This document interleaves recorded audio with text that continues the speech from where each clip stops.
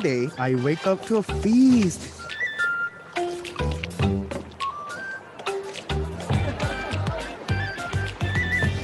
where I can sink my teeth into history.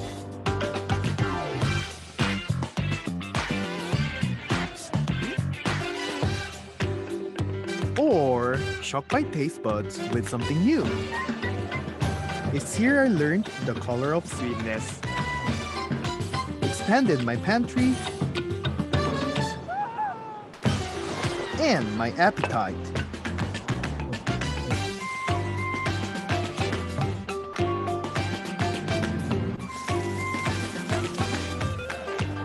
Every next bite only leaves you hungry for more.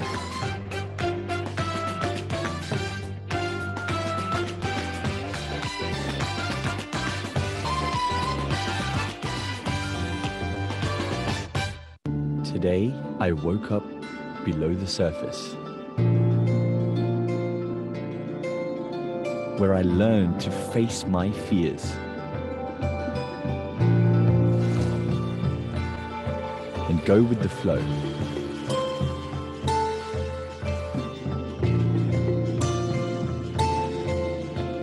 But it's when I came to appreciate the big and the small.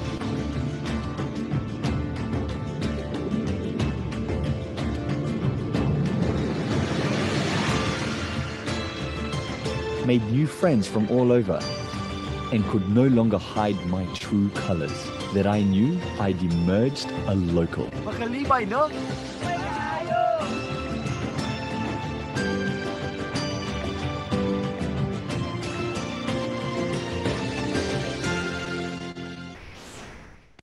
I woke up to worlds unknown.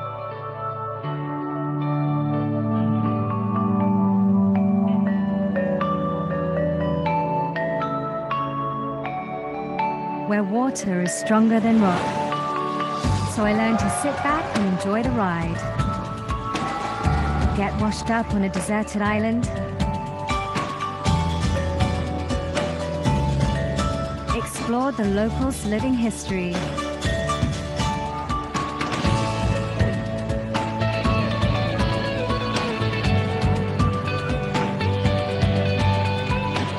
Perhaps even find a hole in the wall.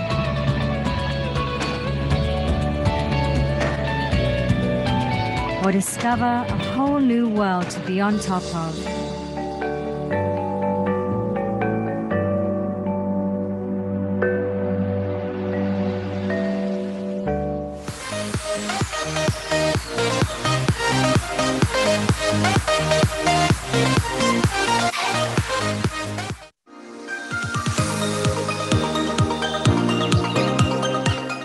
Every day, I wake up. We are dealing with incremental changes, yet continue to parade with felicity. Anyone can socialize in a prudent manner inasmuch as you're following precautions. You can speak or listen without reluctance. Prevalence of COVID cannot deter progress towards honing ourselves to prosper enormously. ASEAN integration is always a nose for noble pursuits and move mountains to obtain unity. One step at a time, talk less and protect everyone with self-awareness. Know this risk can meager our growth. Stay vigilant and strive for a better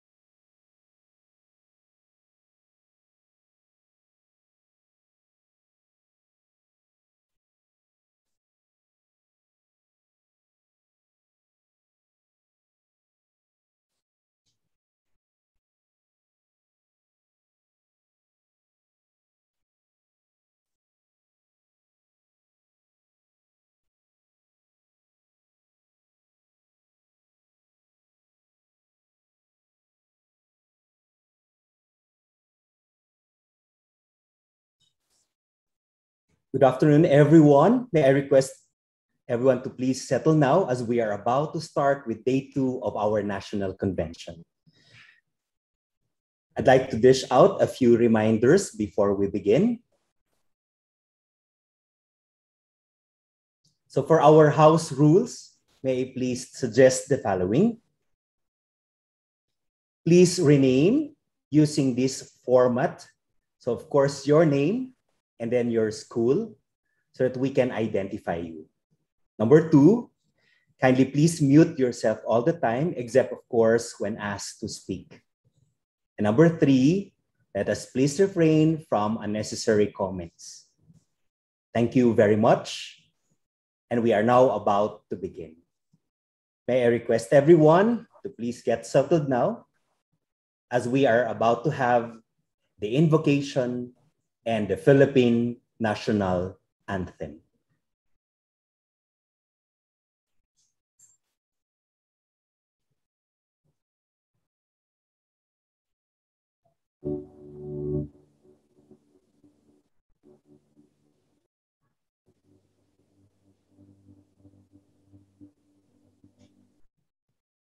Our ever-loving Father, the core of every reason, the source of truth.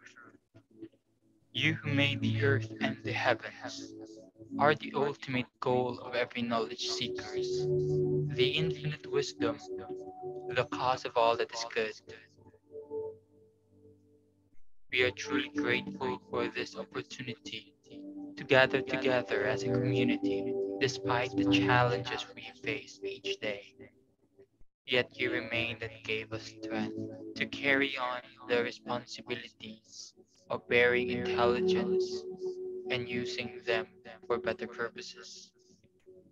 We now humbly ask you to join us in our endeavor to explore the wonders of life in the world for knowledge's sake, that in whatever we learn today, we become more grounded to you, who is truth, who is love. We pray that you bless our speakers, the fount of your infinite knowledge, that they can share something worthwhile despite the limited time we have. They can channel all they know and share to us the beauty and truth of living as your child. We pray that you guide our participants, the seekers of your boundless knowledge, that they may continue to persevere in the search and be deemed worthy to share what they learn from today's session. Sanctify us, O Lord, not because we are worthy of it, but because we believe in your love and mercy, that at the end of the day, we can take home something that's amazing and meaningful. This we ask and pray through Christ our Lord. Amen.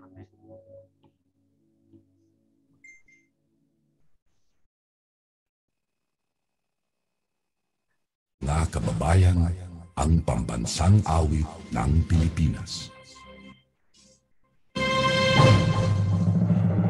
Kayang mag-ibig, dalas ng sinananan, alam ng puso, sa titik mo'y buhay. Upang hinirang, kuyak ka ng magiting, sa mandulupin, di ka pasisingil, sa nagatak tutok sa simoy at sa langit ang panglaw, ay hinatang tuglang awit sa pagkayang minamahal.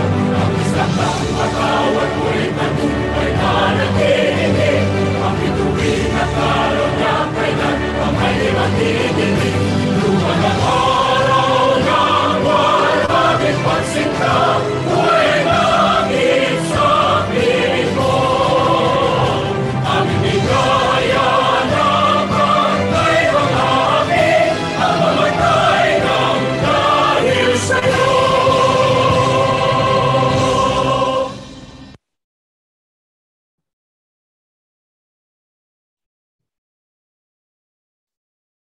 Thank you very much to our tech team. And I hope you're all well as we are about to start with day 2 of our national convention. Good afternoon, magandang hapon, naimbag nga malem, maayong udto. Welcome to day 2 of this Erasmus Plus Friends Project Internationalization at Home National Conference with the theme Equity, Diversity, and Inclusivity about Internationalization at Home. Of course, this event is organized by the Friends Philippine Partner Universities, Cebu Technological University, St. Louis University, and University of Cebu. This conference aims to present the internationalization at home strengths and benefits from both student and university perspectives, cultural diversity in academia as a driver for personal and institutional growth, and the promotion of intercultural awareness and tolerance in the society. As mentioned earlier on, we are now in our day 2, and I would like to welcome back, of course, our audience yesterday. And for those who are joining us just today, we'd like to also warmly welcome you to this convention. Day 1 of our national convention, we have heard empowering and wonderful stories of equity, diversity, and inclusivity. From the powerful speakers, first, we learned and we heard about the Friends Project. This was actually the topic given by Ms. Cristina Armutlieva, the Director of the International Cooperation and Institutional Erasmus Plus Coordinator of Varna University of Management. After the orientation on the Friends Project, we went on to listen to 3 more powerful stories of equity, diversity, and internationalization. First, we had Attorney Lily Freyda Mila from the Commission on Higher Education, who talked about equity, diversity, and inclusivity about internationalization at home, the Philippine perspective. After which, we had the talk of Dr. Mary Grace Carrido, who went on to talk about the value of equity relative to internationalization at home, the St. Louis University experience. And of course, day 1 was capped by the sharing about stories of equity, diversity, and inclusivity about internationalization at home, the Turkish perspective, which was shared by Ms. Aise Denise Ozkan. Powerful stories, empowering stories. And we will continue to get to listen from our set of speakers who are equally brilliant, of course, in their fields, and who will be coming here to share their best practices about how they observe and how they maintain equity, diversity, and of course, inclusivity in the internationalization at home in the respective university setup.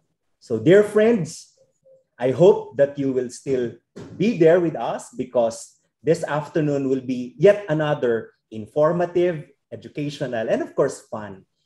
And having said about fun, don't worry, later on after the end of of the talks of our speakers, we will be giving out prizes. Of course, you need to listen to the talks because the questions, 4 questions will be taken from each one of them.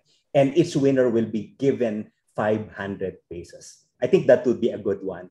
To add fun, of course, to our very academic activity this afternoon. And so, without much ado, I'd like to begin now with, of course, our first speaker for today. Our first speaker is a professional mechanical engineer, University Director for International Quality Assurance, Chairperson of Internationalization and ASEAN Integration, and Dean of the College of Engineering of Cebu Technological University, Cebu City. He's a life member of PSME, PAEPI, SUCTEA, a member of ASME or ASME, PhilArm, and an awardee Garbo sa CNU 2012. Search for Outstanding Volunteer of MEDA Region 7 awardee from 2015, 2016, 2017, and a runner-up of the PRC Most Outstanding Professional 2017 Award in Mechanical Engineering. He was also given the Outstanding Mechanical Engineer of 2018, the Best Paper awardee during the International Conference on Technological Challenges for Better World 2019, and one of the recognition awardees during the Amping Cebuano Tribute 2021 for his exemplary commitment and dedicated community service during the Cebu Technological University response to COVID-19. Ladies and gentlemen, to speak about inclusive internationalization, a Cebu Technological University perspective, let's all welcome Dr. Ronald Galindo, the College Dean of the College of Engineering, Cebu Technological University, Cebu City, Philippines. A round of applause for our first speaker.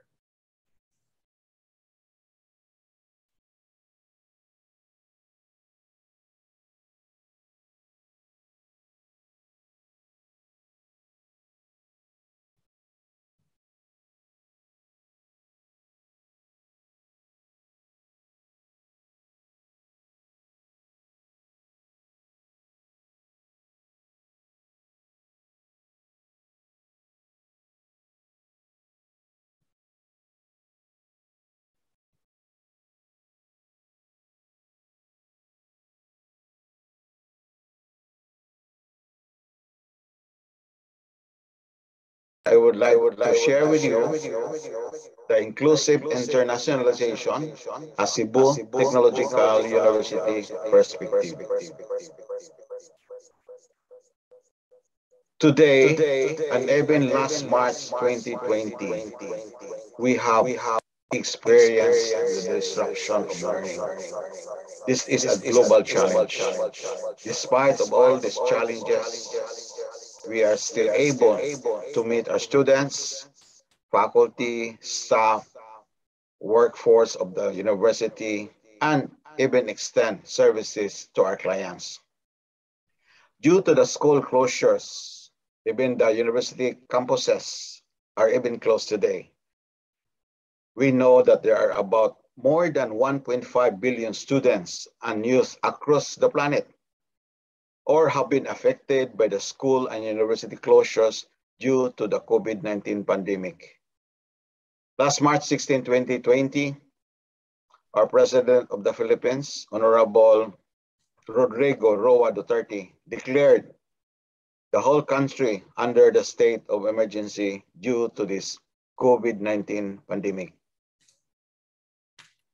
The Commission on Higher Education issued this memorandum referring to the flexible learning system, and the Cebu Technological University adopted the online modality in extending services, teaching our students.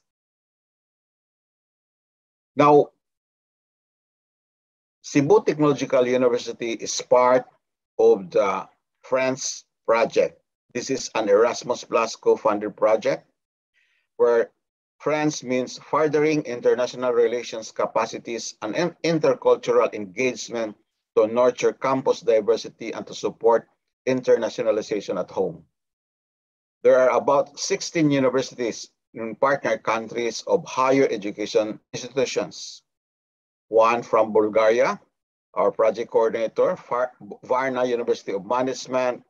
We have the Budapest Metropolitan University, the Silesian University of Technology, Istanbul Aydin University, Royal Thimphu College and Royal Institute of Management, Sue Ring University and Devi International University in Cambodia.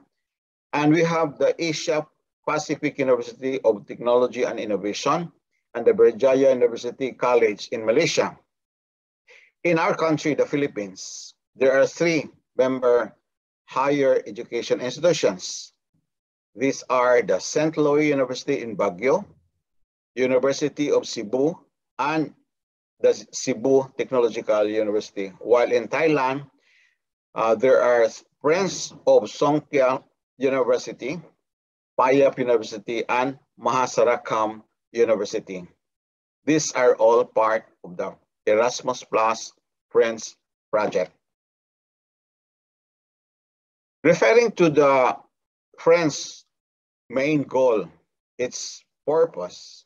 Now, internationalization at home, this is defined by Billen Jones 2015.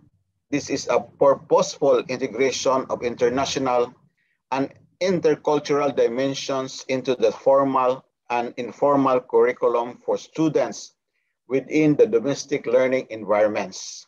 The main goal of Friends is to strengthen the involved Asian universities' internationalization capabilities and to develop the students' global competence through purposeful integration in the cultural dimensions into the university's formal and informal curriculum. Friends projects has outputs and outcomes.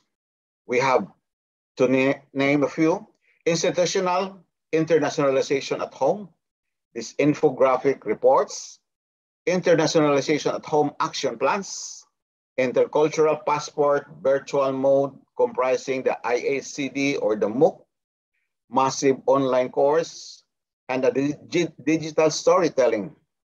One of these is the Friends Tea Houses. This is the home away from home program, one of our deliverables. And we have also the Friends Promotional Exploitation Initiatives. And we're in part of it, we have the Friends Caravan. And now what we're doing is the Internationalization at Home National Conference. So there are talent career fairs, local development, and even how we can really bring Friends project to the community. In Cebu Technological University, we vision this to be the leader in internationalization in the Philippines by 2050 and network with ASEAN universities by 2035. Making CTU to be a globally linked for multidisciplinary technological growth, this is our mission. And the goal is to provide internationalization engagements to the university for local, regional, international, ASEAN, and global development. So you are our friends. We are friends. So what is a friend? So this is how you are going to define it, how you are interrelated, how you are engaged, how you collaborate, how you create relationships, and strengthen this along the way. What is inclusive internationalization? Now, this is all about the Cebu Technological University perspective. Well, inclusive internationalization creates opportunities for international students to adopt and gain intercultural skills while broadening the cultural thinking of domestic students as well. So we are building intercultural skills for domestic and international students. This is according to Dr. Lynn Mitchell, Director Center for Internationalization, University of Guelph, Canada. Now, we have had our international and intercultural festival. So we mingle and deal with our international students with the national or local students. In Cebu Technological University, we have internationalization programs of this office. Number one, we have the Student Internship Abroad program. We have Cebu Technological University faculty acting as lecturers abroad or sent abroad, and international faculty who will share their expertise to our university, and students international course training. We have the CTU training as well as mobility, and foreign students short term. And we have also international students, or we call them foreign students, enrolled in some of our programs. And aside from that, we have the international research collaboration with other partner universities, an international university network, and we have here the 10th part which is internationalization at home, and collaborative online international learning. Now, we also deal and focus here on the University World Ranking. Now, referring to the internationalization, there are two contradictions. The first contradiction, universities strive to increase internationalization and global engagement. Many countries' isolationist and nationalist trends result in disconnect between local and global. Now, the second contradiction is, with globally increasing credit and degree mobility, that means only can afford, few students can afford with this, can avail, of course, leaving their campuses and study abroad. And this is referring to how much of this percentage of the world's population in terms of this degree mobility can really avail. Now, there are issues on inclusive internationalization. Now, first, there is an issue on access and equity. Now, when we talk of access, here in our country, we have the mass access to higher education. There is a universal access to quality tertiary education act. This is the first of its kind, where the Philippines allotted budget were about 40 billion for government's free college tuition program. And of course, there are about 7 billion pesos for free technical vocational education, 11 million for tracking and reporting system, and about 1 billion pesos for student loans program.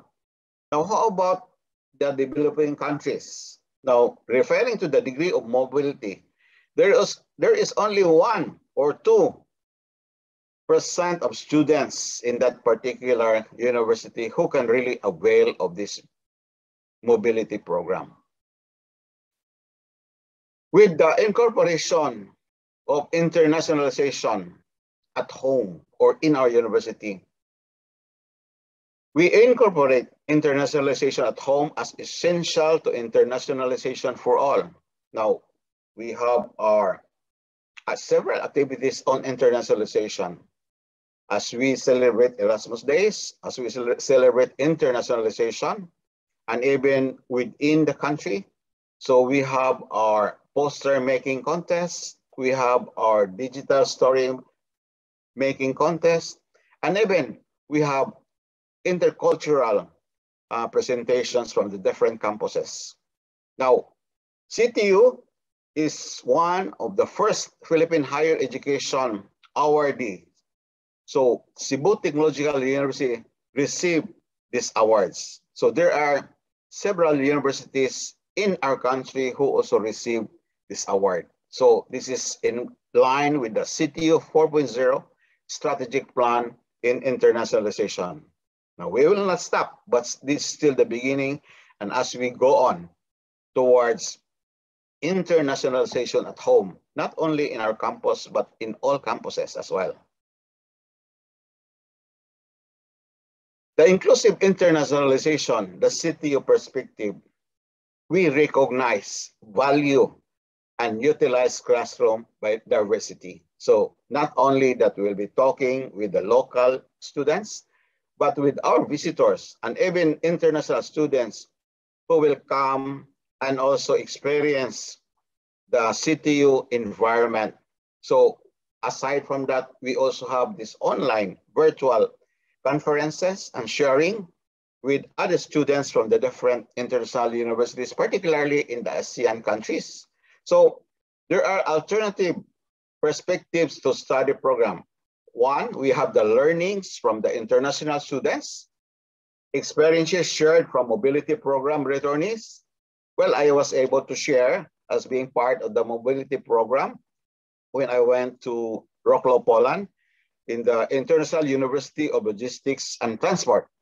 So we shared for us, the returnees, all about what is being part of that program, the mobility program, learnings from diverse communities in the local population.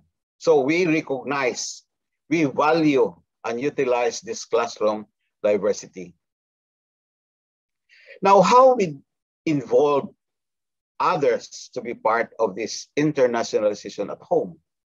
Being member of the Erasmus Plus Friends Project, well, every partner meetings, we travel. So we travel in Malaysia, we travel in Cambodia, we travel in Turkey, but because of the pandemic, we were not able to travel in Budapest, Hungary.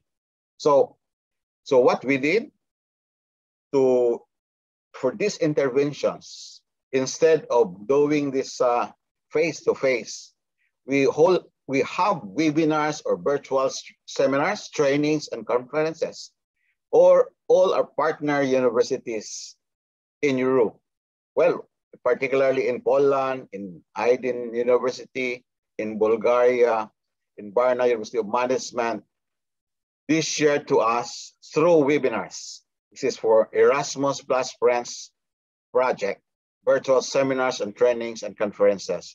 Their experts share to our students as well as to our faculty and staff how internationalization at home be done, not only with this face-to-face, but instead we have this online or virtual activities. First, how do we connect at home? Or we have the inclusive internationalization. In CTU, we are bridging the local in research, education, and service. Bridging the local, global in research, education, and service. So we are now catering the local and global. So how do we be able to share the research outputs or all about instructional concepts and designs, as well as extension services to the community, to the local universities, as well as to the global communities. So we may have this Light Up Cebu experience and Nexus of Education and Climate Action. One of our faculty being chosen, and we have this as International Lecturer on Sustainable Development, Professor Maida Kabingi, and yours truly with the Firm Bike Project. Because of this pandemic, firm means flexible, innovative, replicable, mobile. Firm and bike is built to impart know-how and expertise. This is an online teaching and learning anytime, anywhere. So out from the dissertation, then writing a paper, submitting it to the American Society of Mechanical Engineers for the International Mechanical Engineering Congress and Exposition. So we're glad that this paper was accepted for technical publication and presentation. So this coming November 1 to 5, 2021, this paper will be presented and even published, presented among the members of the American Society of Mechanical Engineers who are participating in the International Mechanical Engineering Congress and Exposition. So this is one way of sharing research outputs in the field of education. And of course, service to the community. With this inclusive internationalization, the CTU perspective, we also focus this at home. We have the regional focus on partnerships to help deliver an inclusive internationalization agenda. So we have our collaboration with the University of Technology of Malaysia when we are celebrating the Erasmus Days at UTM. So I was invited as one of the speakers. We also have several speakers coming from the different universities, sharing their experiences, the best practices when they avail of this Erasmus Plus grants. So we also have the CTU First International and Intercultural Festival. So we invited guests from the different universities, from Varna University of Management, Christina, and also from Wrocław, Poland, International University of Logistics and Transport, Honorata, and even our friends. They are our friends. And we also have the ongoing research collaboration. This is a project referring to the distance-free mass with the Gunma University and the Nanyang University, as well as the Cebu Technological University, even the University of San Carlos, and the local hospitals here in Cebu to address the issue as to the transmission referring to the COVID-19 pandemic. Now, lastly, how about learning at home? Or you will be away from your university and still you will learn. This is all about how you share home away from home. So with our scheduled meetings in partner countries of the Erasmus Plus Friends Project, of all the higher education institutions member of this project, we'll learn on doing this virtual tea party. So we shared, this is a home away from home virtual tea party. And this can be duplicated or replicated with my class, with your class, and even among faculty and staff. Now, this is the new normal. We have to change our ways, but we are used to the traditional face-to-face. But now we are seeing each other online.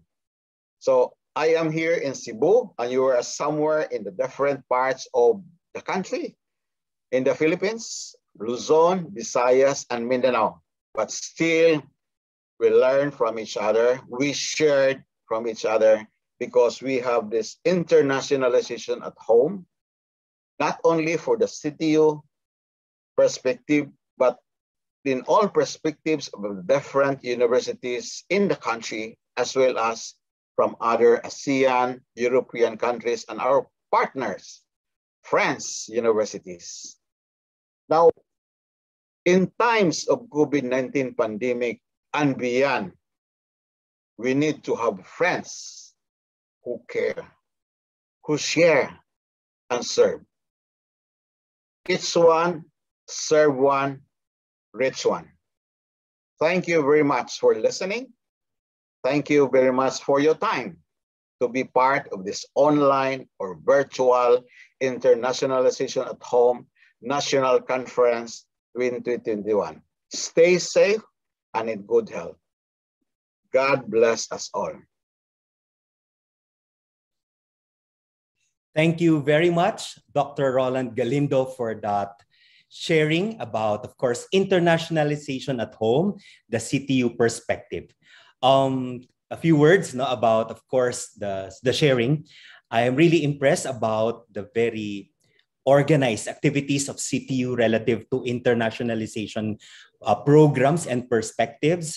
Of course, apart from internships, apart from students, of course, going virtual, of course, relative to internationalization, I'm also impressed about the alternative perspectives that you have been doing relative to how to do internationalization, especially during the pandemic.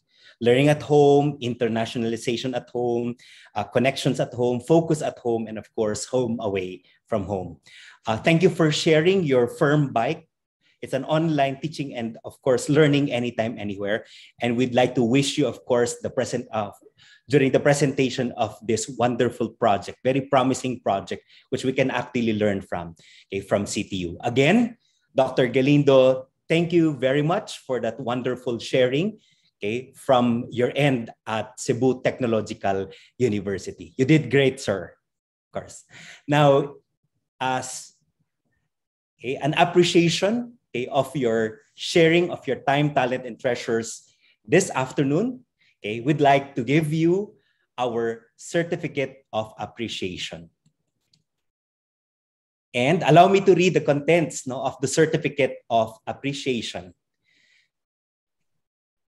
So, certificate of appreciation is presented to Dr. Ronald Galindo for his valuable contribution as a speaker during the Internationalization National Conference 2021, with the theme Equity, Diversity, and Inclusivity about Internationalization at Home, held on October 27, 2021 via Zoom, given this on October 27, 2021 at Cebu City, Philippines. Signed, Dr. Hussein A. Ancheta Jr., President of Cebu Technological University.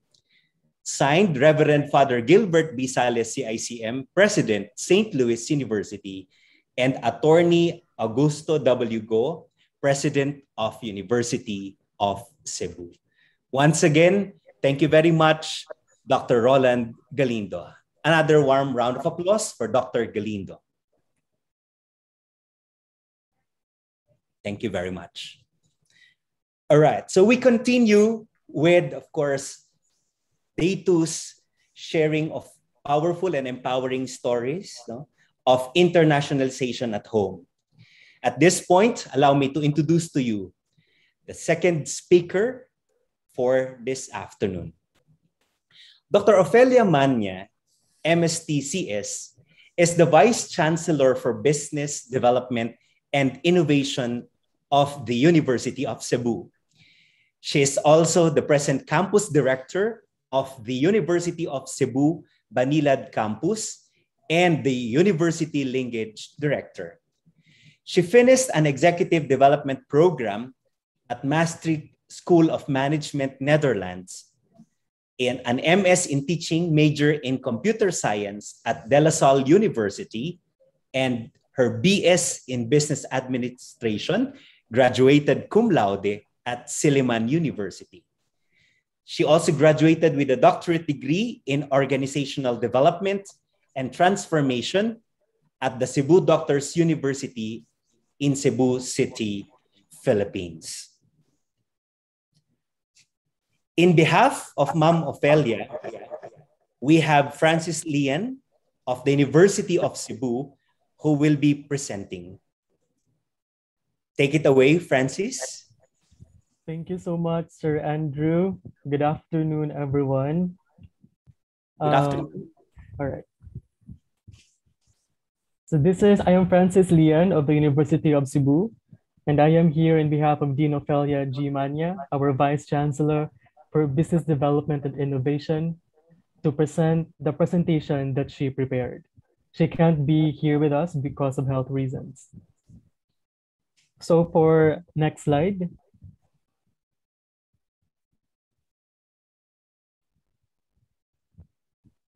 So for the next 20 minutes, I will be sharing to you the University of Cebu's experience in creating a climate of creativity and innovation with an emphasis on diversity. So I will be sharing to you the importance of cultural differences and the kinds of diversity, determine some concerns being encountered in promoting an EDI environment from the UC perspective, and what are the strategies that UC employ to address the concerns in order to provide a climate of creativity and innovation. The first thing is we need to define first, what do we mean by diversity? Diversity here, as you can see in the slide, it basically means variety, and it means appreciating differences. So here in the framework presented by Gardon, Swartz, and Rowe, when we talk about diversity, it is a multidimensional, broadly inclusive concept that acknowledges and embraces the breadth and richness of human differences. On that note, next slide.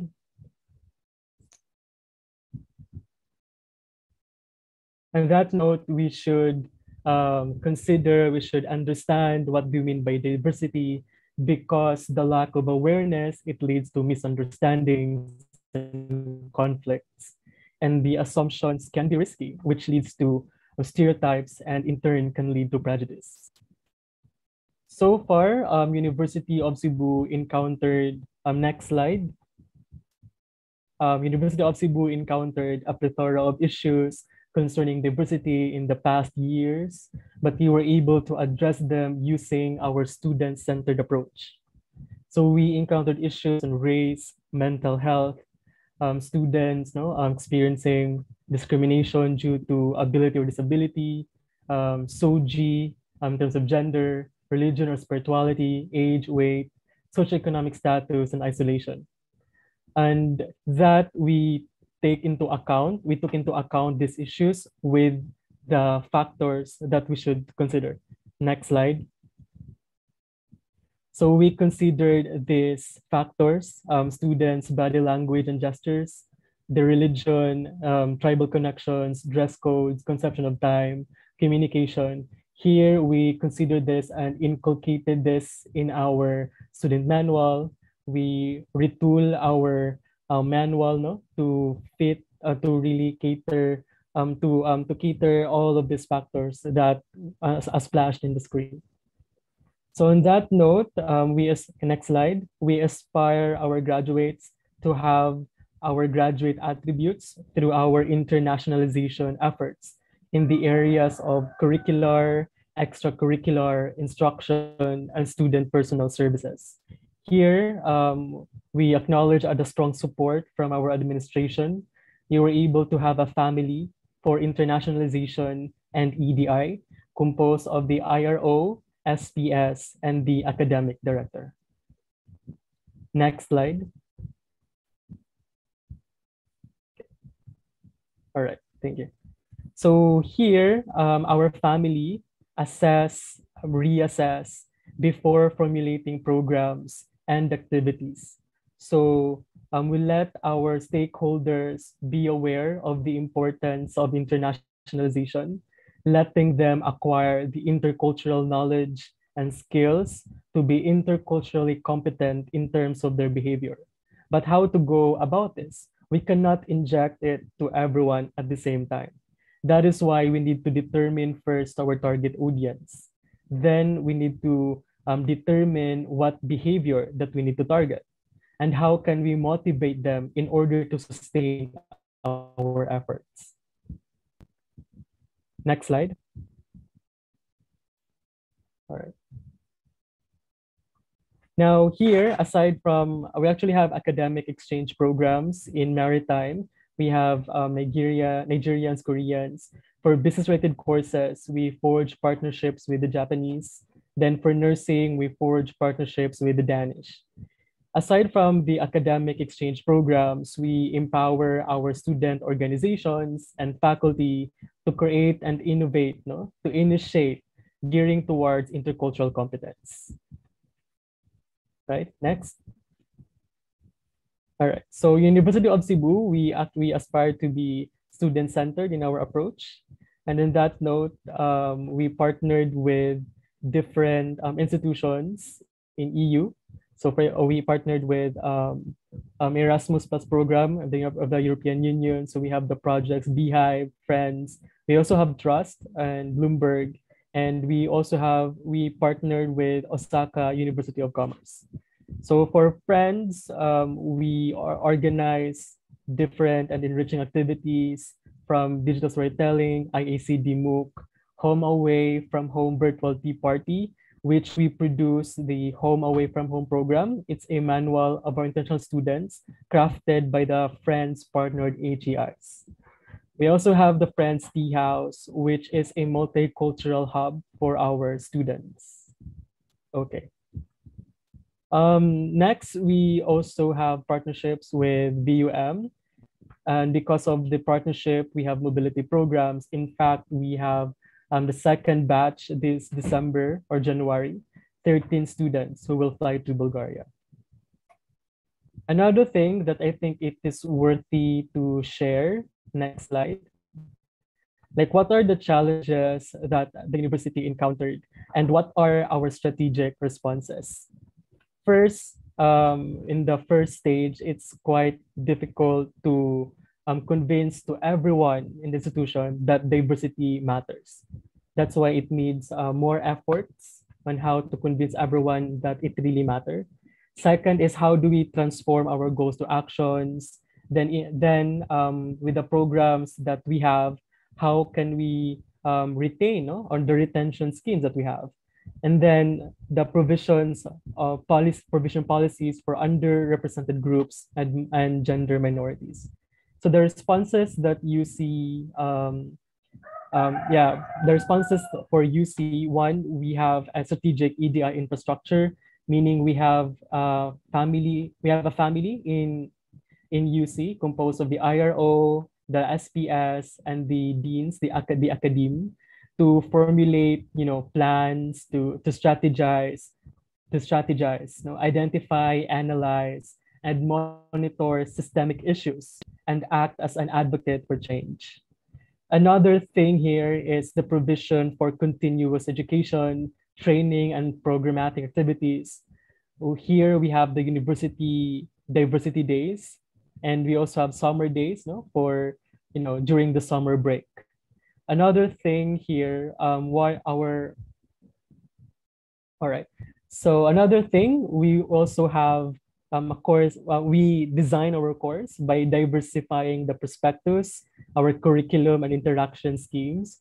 We took into account the IACD MOOC of Friends and and the Beehive. Another thing also is we practice standards that are responsive to the changing demographics and the educational service landscape. And we build and establish connections and friendships for resource and knowledge sharing. And our EDI efforts being recognized and rewarded. We also empower student body organizations for retention and ensuring climate success. Now, with that being said, you see, we recognize. I leave you the note that we should recognize and understand, about diversity, because recognizing it is a crucial step in having a climate that fosters creativity and innovation. With this, University of Cebu aspires itself to be the first choice of the minds of the world. So that's all for UC's experience. Thank you so much, Sir Andrew. All right, thank you very much, Francis Lian Abayata from University of Cebu, who actually pitched in for Dean Ofelia G. Manya, who could not join us for this afternoon. But nevertheless, thank you very much, Lian, for sharing, of course, how you do it, and how you actually deal with diversity, especially with the challenge of creating, a climate of creativity and innovation in University of Cebu.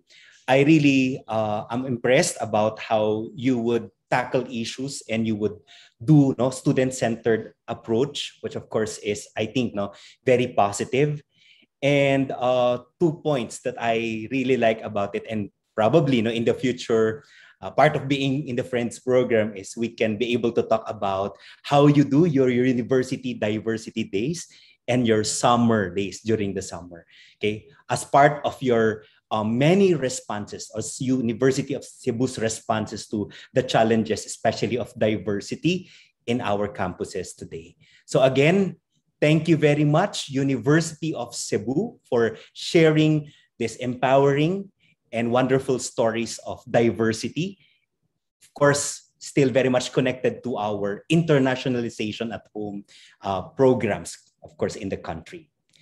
And as part of our saying thank you to you, allow me to read now the certificate of appreciation, okay, presented to Dean Ofelia G. Manya for her valuable contribution as a speaker during the Internationalization National Conference 2021 with the theme Equity, Diversity, and Inclusivity about Internationalization at Home, held on October 27, 2021 via Zoom.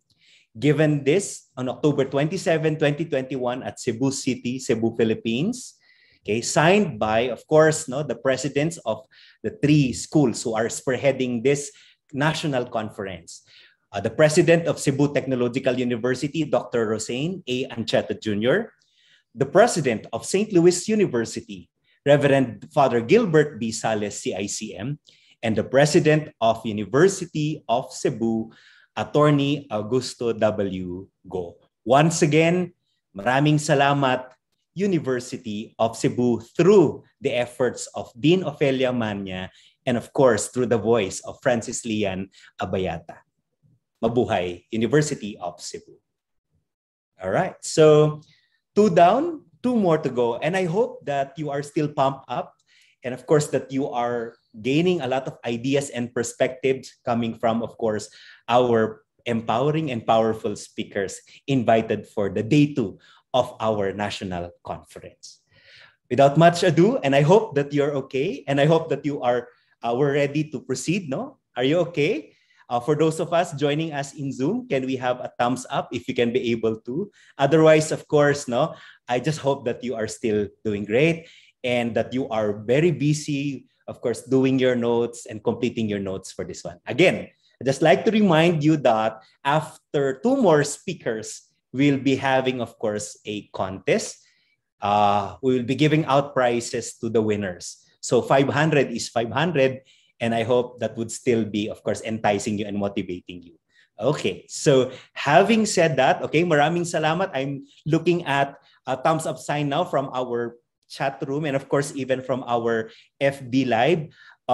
Earlier on, I got an information that we have, well, currently from a Zoom, we have 356 participants. Hello to everyone at, joining us from Zoom. And of course, from FB Live, the last time I checked, it was like 478. So thank you very much, no, for the participation, your active participation, okay, during our national convention. All right. So having said that, I guess we're ready to go and listen to some more stories. Right. This time we will be listening to equity, diversity, and inclusivity about internationalization at home, the Hungarian perspective. So we're going international.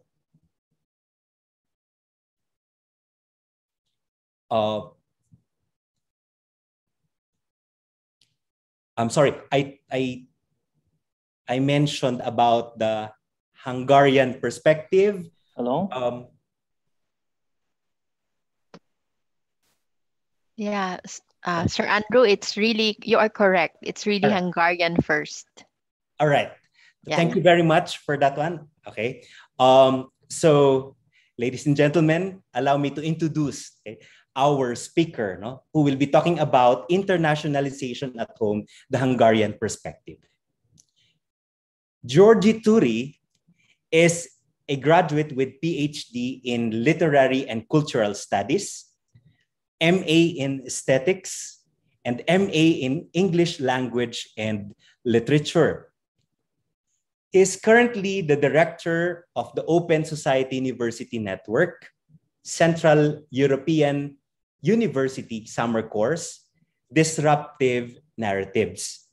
Okay. The Senior Research Fellow, Corvinus Institute for Advanced Studies, Corvinus University of Budapest, and the Resident Fellow, Center for Media, Data and Society, Central European University, 2020 to present.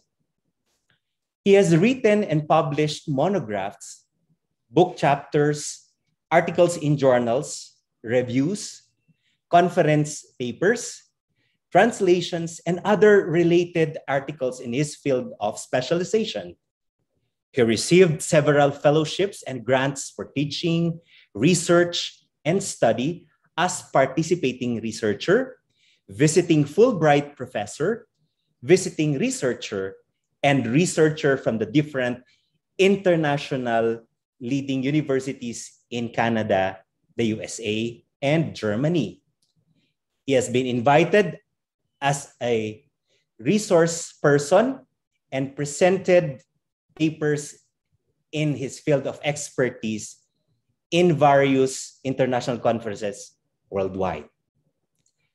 He received awards in PEC's Regional Committee of the Hungarian Academy of Arts and Sciences and participated in various research and international projects like furthering international relations, capacities, and intercultural engagement to nurture campus diversity and to support internationalization at home or friends, an Erasmus Plus capacity building project, skills for managing the arts, open educational resources and experiential learning in support of youth entrepreneurship and employment in the arts and creative sector, Erasmus Plus program of the European Union and Alternative Culture Beyond Borders, arts, and media in the context of globalization.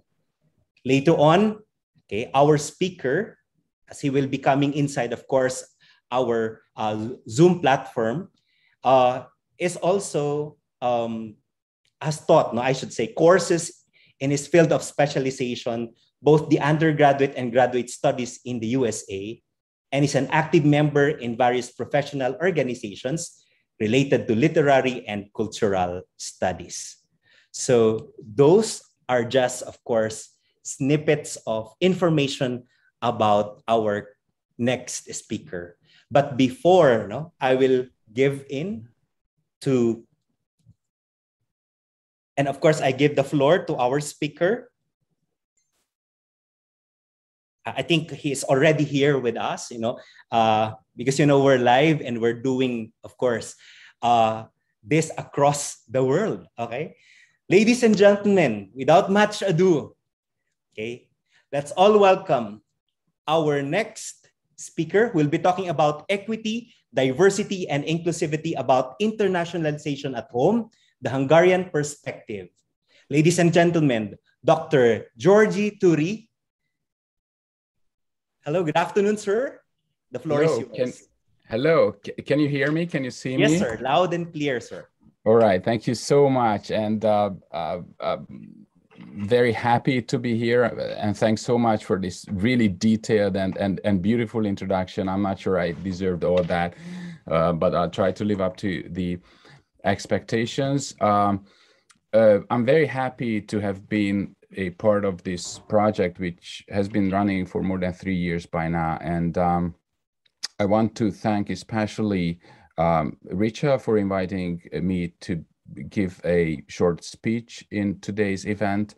And I also want to thank Christina, who really is the mastermind behind the whole project. And I'm sure it has been emphasized many, many times during the past day and a half how important the France project is. I just want to add to that it truly is one of the most fantastic higher education projects that I've ever taken part in, involving 12 Southeast Asian institutions and 4 European institutions, and friendships have really been made among academic,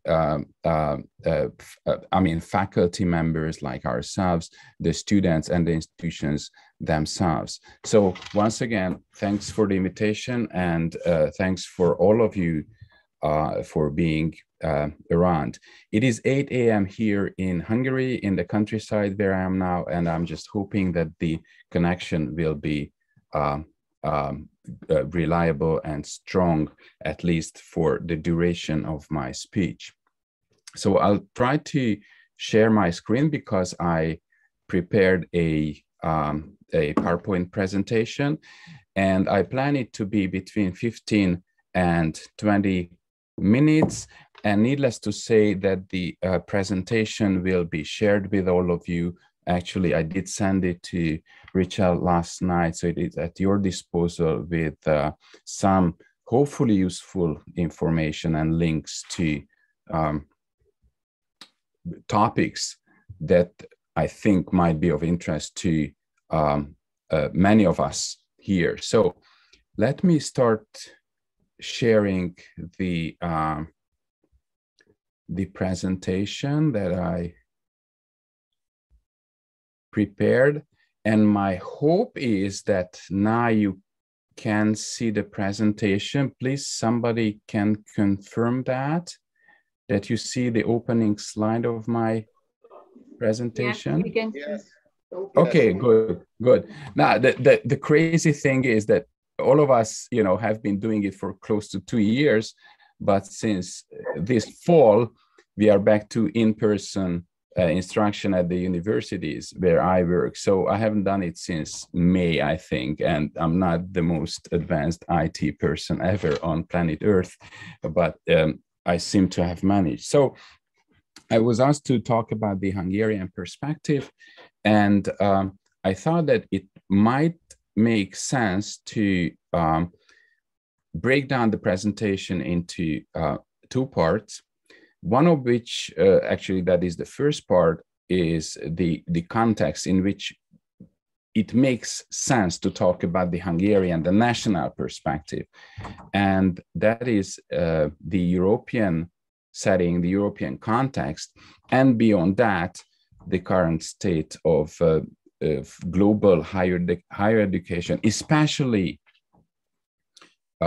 in terms of internationalization of higher education. So first, I'd like to show you a map because, why would I, expect anyone to know where my country is? So the next slide, you will see here, it is the map of the European Union as of early last year, February 2020, showing the UK slowly but surely leaving the Union. We'll see what it brings to our British friends. But here you can see my country, Hungary, which is a small, mid-sized European country, west of Romania, south of Slovakia and Poland, and west of Austria, Switzerland, and Germany. The population is around 10 million, which is a lot less than many of the Asian partner countries that we have in this project. And what I think is even more important and pretty significant, I think, especially when we talk about internationalization of higher education, is the language issue, which might come as a surprise to some of you because as far as I know, in many of the Asian countries that we work with, English is basically a second language, which is really not the case in my country. The language that we speak here is Hungarian, which is an isolated language in the sense that it doesn't belong to any of the better known language families on the European continent. So it's not a Slavic language, it's not a Germanic language, and it's not a Neo-Latin language. It belongs to the Finno-Ugric language family. And so it means that it's a kind of a weird language, and, doing internationalization of obviously means that we have to step outside of the comfort zone of our mother tongue, as many of us actually have to. So the language aspect in that sense is pretty significant for us, and not necessarily and exclusively on the part of the institutions that actually take part in this process, about which I'll talk a little bit more later on, but also in terms of the incoming students, because I don't know if a Dutch student attends a German university, the language barrier is easier, I think, to pass than in terms of, I don't know, a Brazilian student coming to Hungary, which was the case in terms of thousands of Brazilian students a couple of years back. So this is the geographic and the linguistic context of the whole issue. And please let me know if my presentation doesn't move forward. So in my screen, this is screen or slide number 3, new development in international higher education. Can you see that slide? Yes, sir. We are also on the same page. Okay, good, very good. I need these reassurance because I don't trust myself with the laptops and IT issues. So I collected a couple of the issues that I think are very relevant in 2021, and actually they have been very relevant for, I would say, like 10 years, not much more than that. And the first one is especially important for us today. It is national governments and larger, political entities that increasingly seek to drive this process of internationalization. In the Hungarian case, as I will talk about it in detail a little bit later, it is again the Hungarian government which introduced policy changes, poured in a lot of money to internationalize our higher education, but also it's true on a level up, which is the EU, the European Union level, which once again introduced policy changes invested a lot of money into internationalization of the European higher education era, as we call it. The other points are also very important, I think, but the time is short, so I'll move on to the next slide, which shows two important things and a couple of examples. The first one, and that is true in the Hungarian case as well, that there's a new process in which gigantic, super powerful conglomerates are being created, very often across national borders in the European Union, higher education institution and research institutions coming together and work ever more closely than before. And a very good example would be the project initiated, I think like 4 years ago by the French President Macron, which is called the European Universities Project, in which already established and very prestigious universities like Heidelberg and Sorbonne and Charles University in Prague and the University of Warsaw, they all work together in a consortium.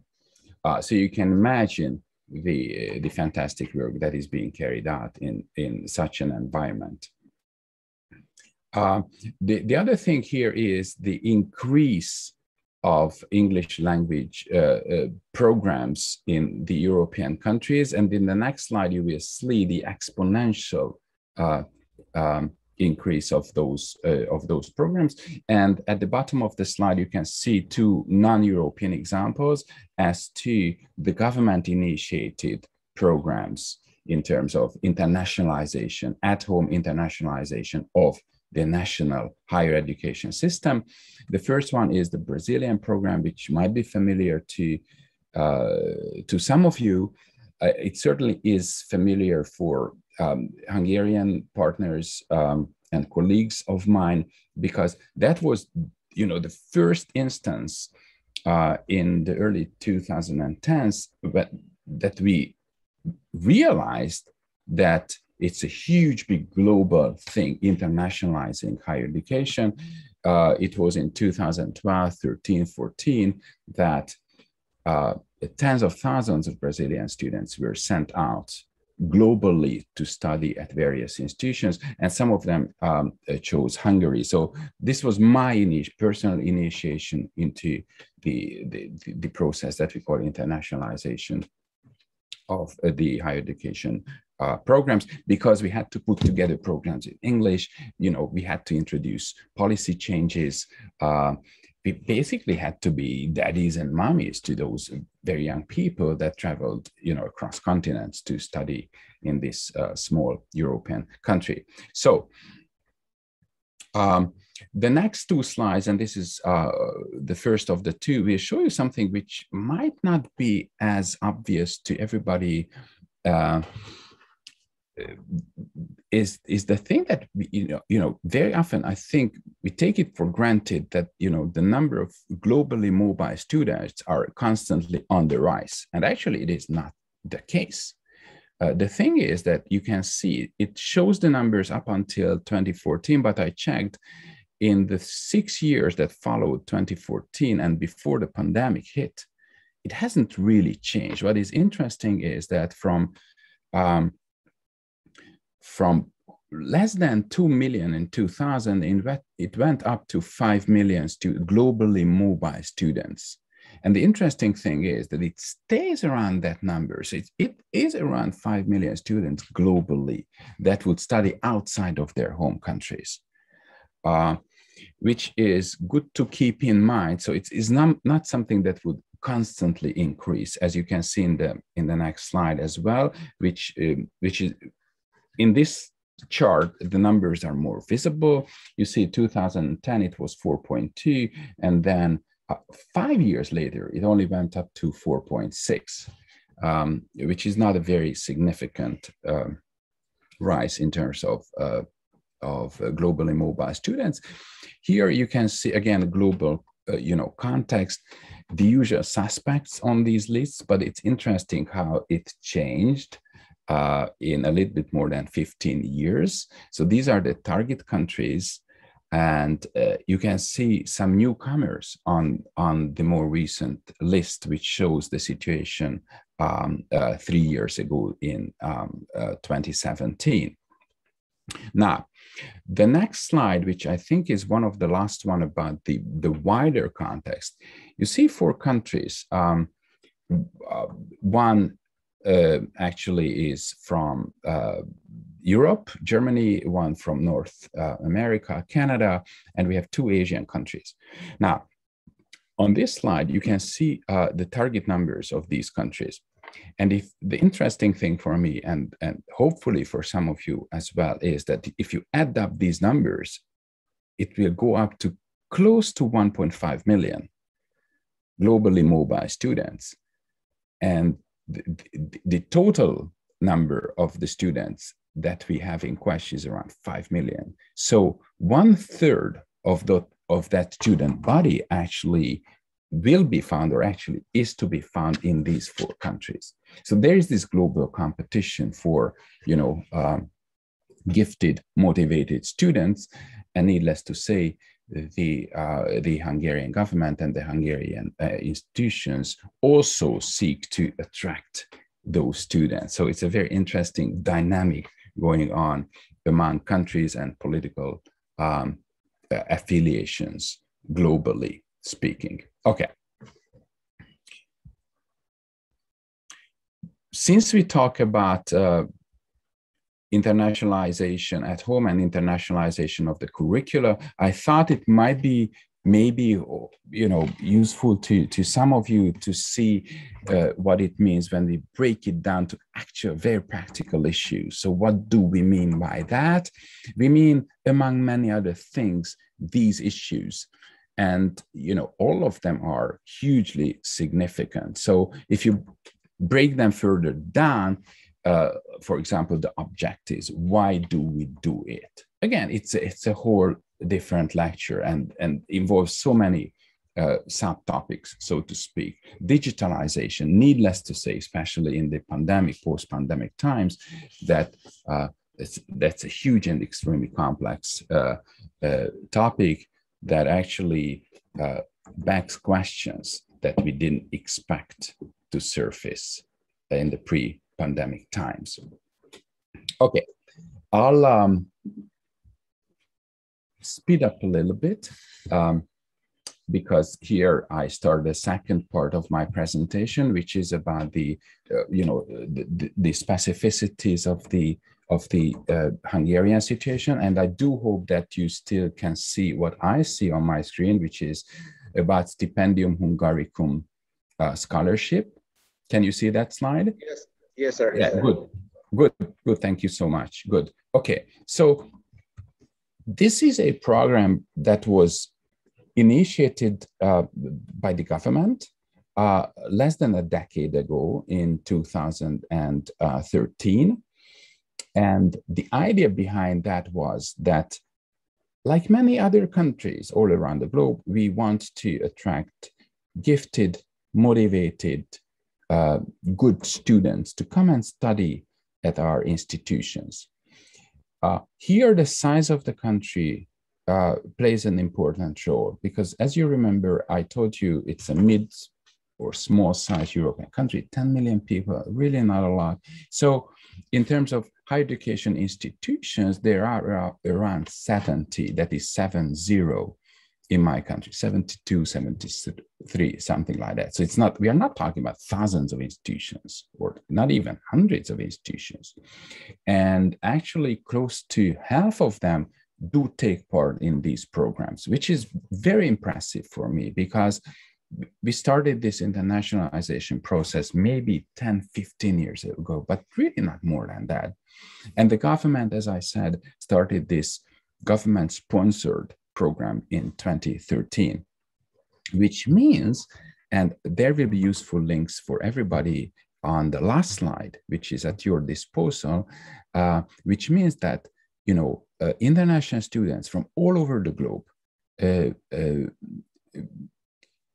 can apply for these scholarships that would cover the tuition fee and part of the living expenses. I mean, large part of the living expenses, maybe not 100%, but close to 80, 90% of that. So it's, I think, a really good opportunity for young international students to come and study here at all three levels of the Bologna system. So that is the BA, the MA, and the PhD level.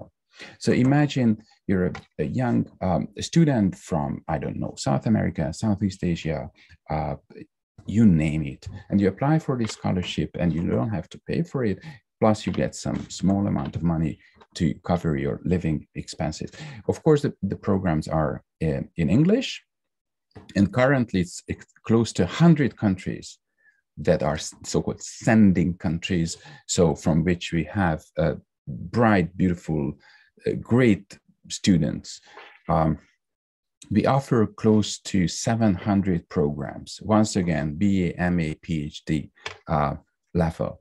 And based on some surveys, more than 80% of these students would once again choose the institution and the country, in this case, Hungary, if they applied once again to an opportunity like this. So one of the questions is, why would any government, or why would the Hungarian government spend a lot of money, the taxpayers' money, to sponsor a program like that? It is clearly not the brain drain thing.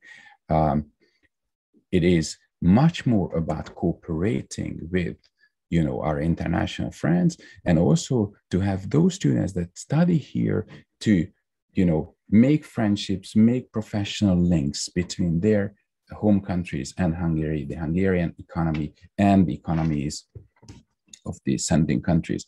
And it works beautifully, I mean, based on the experience that we have had in the past close to 10 years. Here is a short video, which I'm checking my time. I don't have the time to play the video, but that's why I embedded the link. It's actually very, very short. I think it's less than 2 minutes. So those of you that have 2 extra minutes in your lives would be very welcome to watch this video. It is interviews with international students. So the question was, why did you come to this country? What are your experiences? And then in the last 2 slides, actually it's going to be 3 or 4, you will see some charts about very concrete numbers in terms of internationalization of higher education in Hungary. I have mentioned some of these, and you can see that there is tens of thousands of international students studying at Hungarian institutions, which of course changes dramatically the higher education institutions themselves. So we profit hugely from this. It really is, I think, a win-win situation. Colleagues are basically, forced into a situation in the best possible sense to speak better and better English, to be able to deliver lectures in English, to the research in English, to be part of these international cooperations like the Friends Project. And the same applies to Hungarian students. They would want to make friends with international students. So it's the usual thing that happens all around the globe, which I think is a beautiful thing, that we want to be closer, we want to be on friendly terms, and we want to find the common points between and among ourselves. The last but one slide is interesting because you will see that the red color means Asian countries and the light gray color means African countries. So it means that a little bit more than 3/4 of the applicants come from these 2 world regions, Asia and Africa, to study in Hungary. There's a small number of students coming from Central and South America, and also from Europe, obviously enough. But the thing is, they have other opportunities, the European students. Erasmus, of course, needless to say. So this is Stipendium Hungarikum, is a very different thing. But I'm very proud of, and it shows that the program really does something pretty well, is that the increase has been close to 40, that is 40% in terms of the number of applicants as to the previous year, 2020, 2021, to the academic year that we currently have, 2021, 2022, it is close to 40% more applicants that we have received. And in the bottom part of the slide, you see the most popular fields: mathematics, IT, and computer science. They all have been very popular in Hungary, and we have traditionally been strong on those fields, but also engineering and medical and health sciences are pretty much there as well. The last two slides, again, I wanted to show you, but you click on them, it's easy, it's not videos. The first one is very interesting because it was an event a couple of days ago that was especially focusing on the Southeast Asian region of the world. And it was, an online event in which, interested parties in your region were introduced to these opportunities offered by Hungarian institutions. So if you stay tuned, you will have more of those events. And the piece of news that I also linked in is about the University of Pécs, which is a southern city in the country that received the most prestigious European award for internationalization. And you can read about that in that piece. On the very last side are the two links that I promised at the beginning of my little presentation that will give you so much more details in terms of these programs. So I think I'm a little bit over 20 minutes, so let me stop the sharing and be back with you, so to speak. And I want to thank all of you for I seem to be frozen. Am I, or can you still hear and see me? You're loud and clear, sir.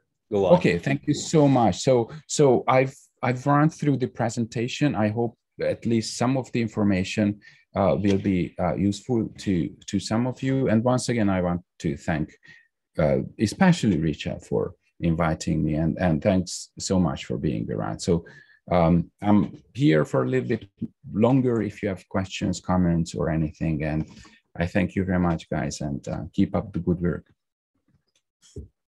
All right. Thank you very much, Dr. Georgie Turi, for that very short, but of course, very inviting, I should say, literally inviting speech relative to internationalization at home, the Hungarian perspective. I'm very sure with the opening of a possible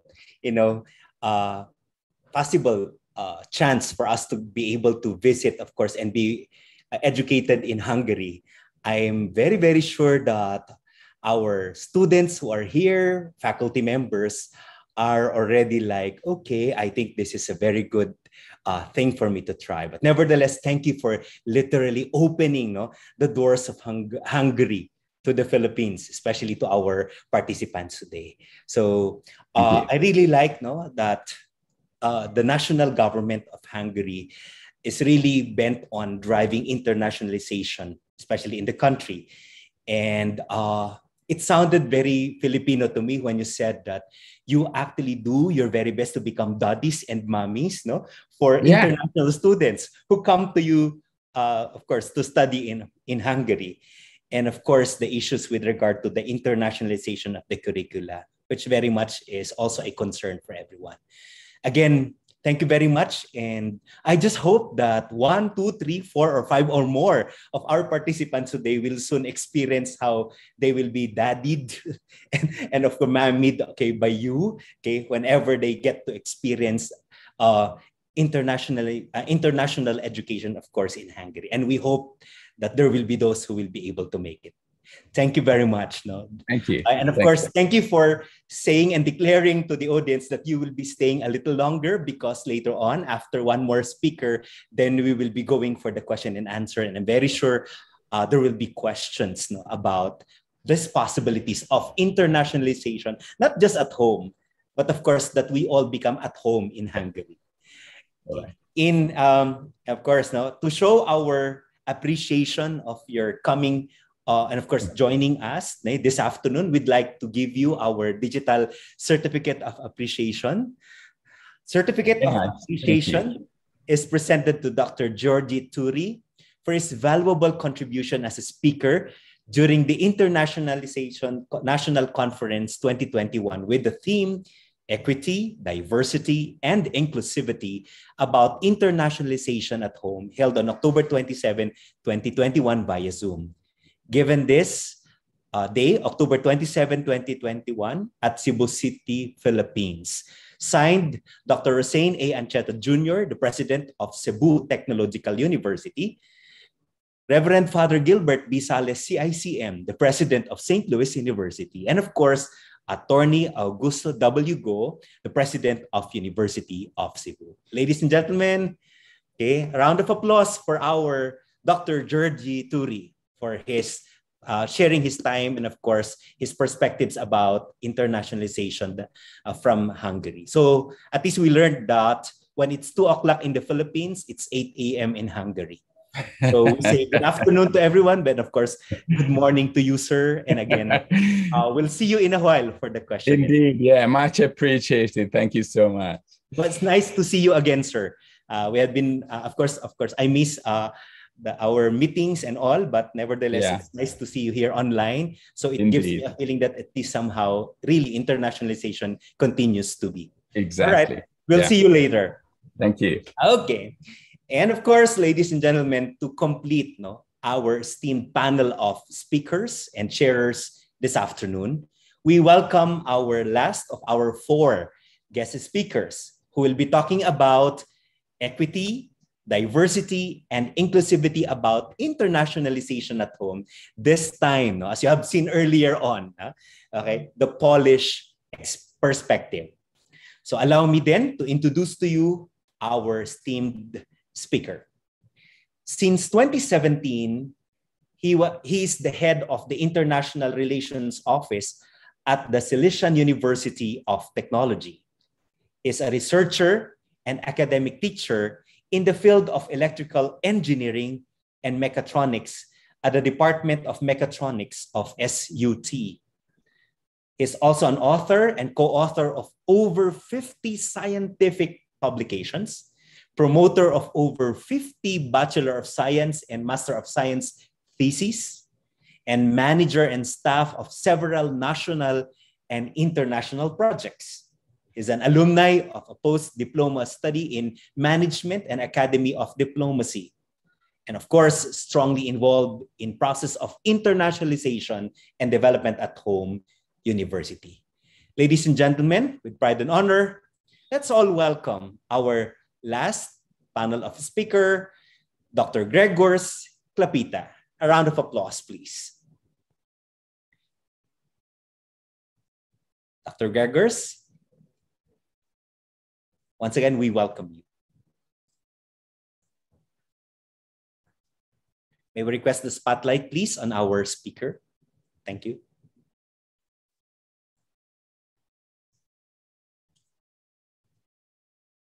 All right, so while waiting for Dr. Greg to be on spotlight, again, please listen very well because one more speaker after this one will be giving out some questions that you need to answer, and the winners, as promised, will be getting 500 pesos. That will be a good, of course, prize for the day. All right, so may we now request our tech to please turn us over to our last speaker, Dr. Greg Klapita.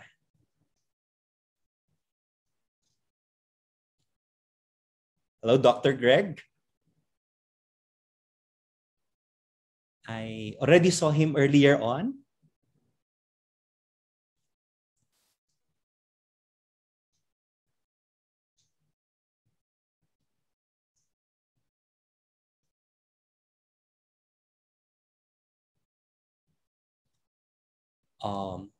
Can we invite, of course, our speaker to become a panelist so that at the same time we can be able to welcome him with his sharing? So earlier on, we have heard about the Hungarian perspective. This time, of course, as promised, the Polish perspective. And I'm very sure, okay, a lot of doors will be opened again after this. Thank you very much. Okay. All right. Or even, okay. So probably while waiting for Dr. Greg to come in, there might be some, of course, like I'd like to put the spotlight again to Dr. Georgie to read. Okay, so of course, since you promised that you would be staying with us for some Q&A and all. So I hope you're doing well, sir. I'm fine, thank you. Yeah. Exactly. Yeah. Yeah, absolutely. Yeah, okay. Is Hungary already back to the face-to-face classes in universities and colleges? That's a super interesting thing, because some of the institutions are, some are not. So my university is still doing the in-person instruction, and some others once again started moving online and wearing masks and so on and so forth. Vaccination program has been rather successful. I myself received my third, the booster shot, just a couple of days ago. So it is relatively okay, but we don't know what the near future brings. So it's very, very challenging times for everybody. But yes, most of the institutions are back to the in-person. Yeah, good to know. And of course, in the Philippines, we have this expression, sana all. That means, I hope everybody gets that, the booster shot. Yeah. Well, it's still a dream for everyone, no, in the Philippines, because we're still in the process and stage of getting, of course, everyone, at least, establishing the herd immunity, okay, for the vaccination. All right. Yeah. So have new international students started arriving in Hungary already? Oh yeah, that's again interesting that we didn't really expect that many students, but many actually made their way to Hungary, and they are here in person and enjoy life as it was before pre-pandemic times, or almost, not really, of course. But Gregor might be around, because I see his little icon. Okay. So I don't want to take up his time. I'm very happy to everyone, right. But it anyway. Thank you very much. Okay, thank you very much. But we'll be having you later on after his talk. Exactly. Yeah. We'll be having, of course, the Q&A with our panel. Thank you very much for, of course, engaging us, and of course, for allowing us to engage in this Q&A. All right, ladies and gentlemen, this time, to talk about the Polish perspective in terms of equity, diversity, and inclusivity about internationalization at home, I now bring you, of course, our last speaker, Dr. Greg, or Dr. Gregors Klepita. A round of applause, ladies and gentlemen. Take it away, Dr. Greg.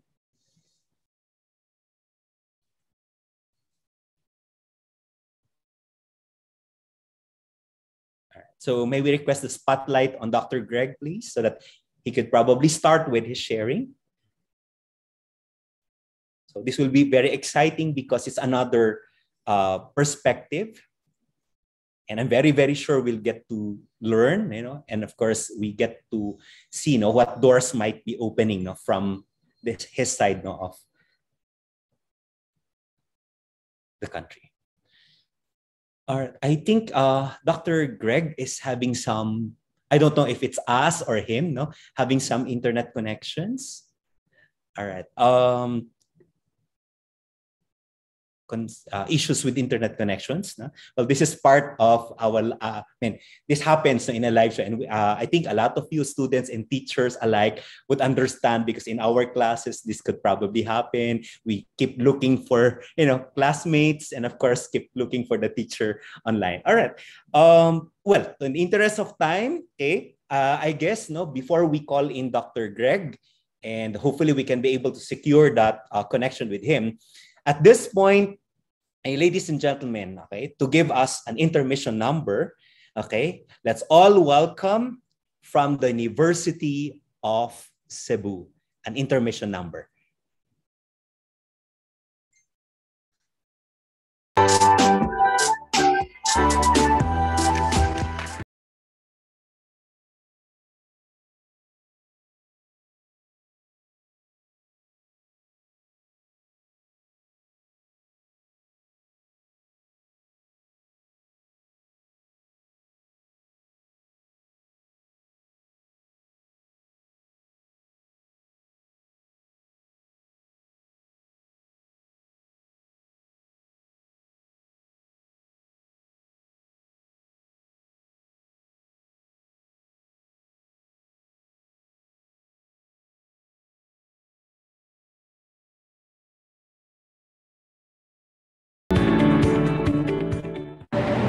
Mabuhay! We're looking forward to have you here at UC Friends Tea House. Come and join us and let's celebrate our diverse cultures.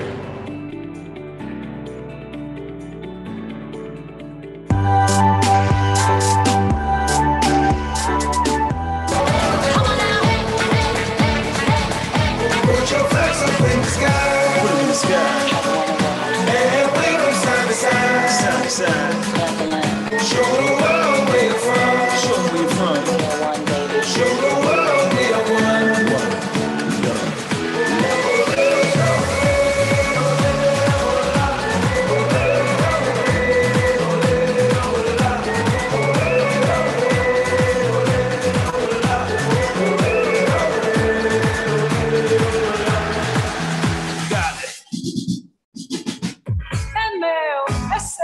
Hoje é tudo nosso. Quando chega o mundo inteiro pra jogar, pra mostrar que eu posso. Torcer, chorar, sorrir, gritar. Não importa o resultado, vamos extravasar. Put your flags up in the sky. Put 'em in the sky. And wave them side to side. Side to side.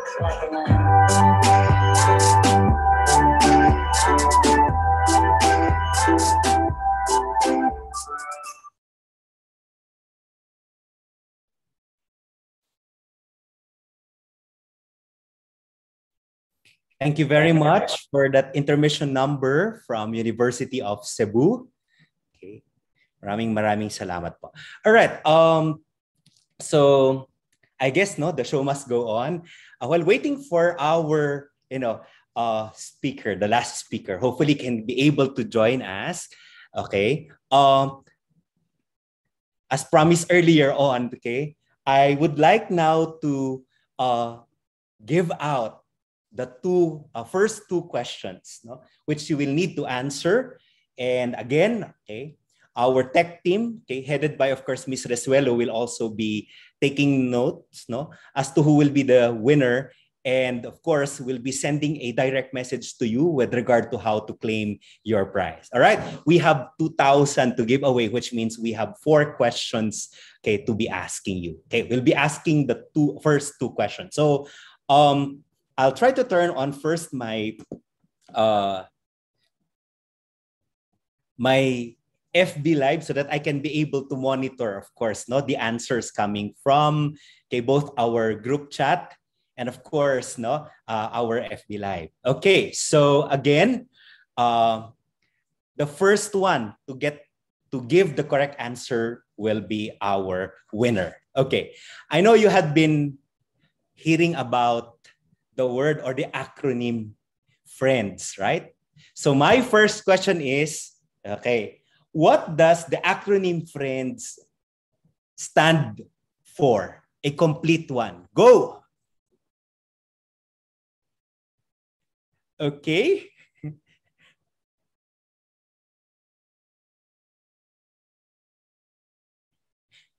Okay. Sir Lian, do you have access also to our GC? Yes, sir. Hello. Okay. I think we have a winner. Yeah, we have Jeric Agbulos here. Yes. So the answer from Jeric, that was very quick. It was like 2 seconds after I said the question. So is it correct, verified, Lian?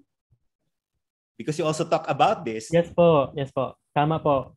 All right. Okay. Yes, correct, So thank you for your participation, Sir Lian. So we'll be helping me out with this. So our winner, can we declare it now? Because I was checking FB. Okay. No answer came about. So therefore, our winner, congratulations, Mr. Jeric Agbulos. Wow. Okay. So again, Ms. Resuelo will be communicating with you about how you can be able to claim your 500 pesos. Okay. Next question. Okay. While he is still here. Okay. Yes, I think so. Sir Andrew, if I may, yes. I know that Dury may stay with us until 3 p.m. Perhaps we can take advantage of his presence because Greg has just PM that he has some connection problem and he's fixing it right now. So then in lieu, we can entertain some Q&A with Dury instead. All right, thank you very much. Thank you very much. Sure, Okay, sure, so sure. we will be doing, don't worry, we have 3 more to go, no, for the quiz. But nevertheless, in the interest of time, so we will be, of course, part of internationalization at home is flexibility also. So we now proceed to the Q&A. So may I now request and invite, okay, our first 3 speakers. Okay, that of course, well, anyway, Franz, you're still here. Will be representing Dr. Manya. Dr. Galindo is also here, and of course, Dr. Georgie Turi. All right, so we are now opening the Q&A. Yeah. So again, we'll be getting questions. Sir Andrew, Greg is already inside. Okay. I am told. Yeah. Okay. Oh my, have we lost him again? Proceed to Sir Andrew. Yes, ma'am. All right. So, okay, I'll take the cue from Sir Andrew. We have lost him again. He came in and then we lost him. All right. I think we'll have him later. Yeah, later. Okay, we continue this. Better. Okay. Yeah. So once again, I'd like to invite our speakers, no, Dr. Manya to be represented by Franz, Dr. Galindo, and of course, Dr. Georgie. Now, we would like to entertain your questions. Okay, please, of course, no, introduce yourself and then eventually type your question using either our chat box here or maybe through our Facebook Live. Okay, so of course, we know that our speakers talk about diversity, how to create, and of course, a climate of creativity, and then eventually equity, diversity from their perspective. So you might want now to drop in your questions so that we can ask our panel, no, to respond to them. Any of our speakers, or if you want to shoot your question to a very specific speaker, then you may also do so. All right, so here we go. And we're now waiting for the first question. Otherwise, if there are no questions, while waiting for the first question, I can actually give the first one. Okay. Yeah. Okay. So this is for Dr. Georgie. Okay. So in particular, in your university, sir, how do you practice and promote equity, diversity, and inclusivity about internationalization at home? We'd like to hear also about that. Well, the simple answer would be to say, which is very true, that we don't want and we don't make any differences between the students wherever they come from. So it means that everybody takes part in the very same programs. Everybody is treated equally. That is crazy important for us in terms of nationality, gender, sexual orientation, political views, and so on and so forth. So that's, for me, it's a human rights issue, which is very important. Human rights are not equally respected in each and every part of the world. And for me personally, it is probably the most important thing. The second one is, which I referred to throughout my presentation, is the language issue, probably because my mother tongue is a weird one, Hungarian. And I know it is a problem for many people to be able to communicate, to function in a language that is very different from their mother tongue. So putting together programs in English, and it really is not only the academic content, but we have to provide the whole setting for those students. So that is pretty much part of the internationalization at home, that the whole context is provided. It's like a package for our students and the international students. And the last pillar of the whole program of the internationalization at home is taking part in projects exactly like the Friends project, which brings together people from far away. And you see, we've been working together for a little bit more than 3 years and bonded really well with very different cultural and whatever context and background. So I think these international programs are more important than we recognize, and more long-lasting impacts they have on our professional personal life. So I would highlight those 3 issues. All right. Thank you very much, Dr. George. We have a very interesting question here. No? Hi, I'm Saril Shane B. Valenzuela of SLU. So I would like to ask, that's the first one, if there are fully funded scholarships. And eventually, she went on to check the site for the Stipendium Hungarium Scholarship. And it says that that the applications were closed last September 1, 2021. Can I ask if I can still apply? You can of course you can apply. You're very welcome to apply for the next academic year. So this round is really done. We have received the applications and so on and so forth. So I don't know by on top of my head, I don't know the exact dates, but you can see it on the web page when the next round is going to take place. And please do apply. And because there are a lot of 5,000 fully funded scholarships each and every year for international students. Again, BA, MA, and the PhD level. So please stay tuned and check back on those channels that I shared with you. All right. Thank you very much, sir. That will open certainly possibilities for our students. Now, there's one more question here. This is from the Facebook Live. I think this is for Dr. Turi. What internationalization activities from your school that Filipinos can participate in? Well, I mean, the very program that I talked about, that is the government-initiated program, Stipendium Hungaricum, in which your students can also participate. So that's one of the options, but also you have some Erasmus sub-programs that I think are open to Filipino nationals. So I would suggest these two opportunities. And also, obviously enough, contacting directly the institution that the person is interested in might be offered some individual scholarships. That actually does happen. So if I was that person who is interested in studying in Europe, in Hungary, I would contact the international office of the given university and ask for an information package which would list the opportunities.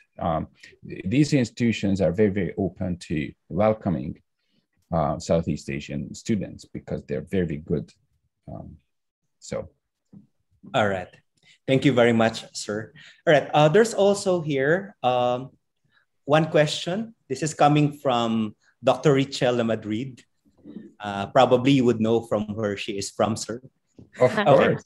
All right. Given that you have internationalization program, what does your university do to capacitate your faculty to practice equity, diversity, inclusivity in teaching or managing international students? Well, what we do is interesting because we train the fellow faculty, repeatedly. So we offer them, these mini courses. Sometimes they're mini courses. Sometimes they are, run through the whole semester in which we train and retrain the faculty as well. So it really is not only about the students, obviously enough, as I made it very clear, I hope, in my presentation, but also it is important that the faculty themselves that are, responsible for the teaching are up to date on what's going on globally in terms of internationalization of higher education. The thing here is that, and this will be familiar to all of us here who actually do in-class teaching, that the culture differences that we experience are first and foremost beautiful for me. I just enjoy being surrounded by students from coming all over the world.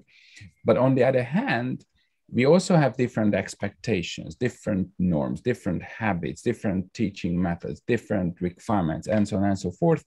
And I've never had any bad experience in my personal career in trying to sort out these differences. So I think it's a very smart question, because usually we talk about the students and the larger institution programs, and maybe we are too shy to talk about our own colleagues who are more often than not up to the job, but sometimes they are not, and then we have to train them because they are a crucial part of the program. So it's not only methodology. but also actually we do language programs for the faculty as well. Because once again, I'm back to the language issue. It's not something that would be taken for granted that colleagues can conduct classes in English, at the appropriate academic level. So there's varied programs for faculty members all over the country. All right. Thank you very much for that. Sure. Yeah. There's also a comment here, like from Dr. Richel, additional. There may be bigots around, hence the need to capacitate to have intercultural competence. Yeah. Okay. All right. So, are there any more questions for Dr. Georgie Turi?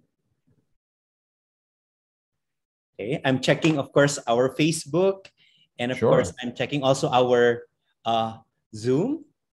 Okay, so and listen, just as a last word or something like that, I'm very happy to be in contact with interested students, faculty, institutions. Please do email me, do reach out to me. I will get back to everyone. I mean, really not the problem. I love doing this. Not only my job, but I love doing it. So please, either through Rachel or directly to me, I'm at your disposal, and I'll be happy to help if I can. Needless to say, obviously. So this is not the only chance to communicate with me. In other words, okay. And we continue to do internationalization at home with you. Oh yeah. Yes. So how would you like us to contact you? Probably with your email or? Yeah. But please use the email address. Richard has we've been back and forth this very morning like 10 times because there was some misunderstanding between the two of us, whether it's 5 or 6 hours between the two of us. So absolutely, I do check my email. I get back to people. Yes, please do use the email. Yeah. All right. There's one more here. I hope you are still okay. Sure. Yeah. Okay. Given that you have internationalization program, I think we checked that earlier on. I think there's one here from Chelo Sidorante from CTU. Do you have plans of sharing your knowledge in the Philippines? Oh, totally. I am. I don't know what exactly is meant by sharing my knowledge, but yes, I'm very happy to help in any way.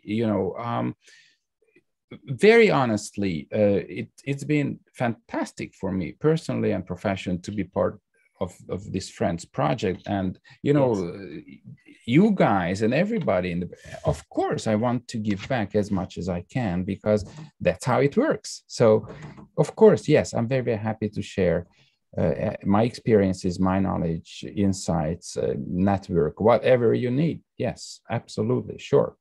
Okay. Thank you very much for that, Dr. Georgie. And of course, I think I have one here. Like, can I ask for Sir Georgie's email? Should I type it here? I can, no problem. Yeah, okay. You might want to type it using our chat box. I'm just doing it, yeah. So okay.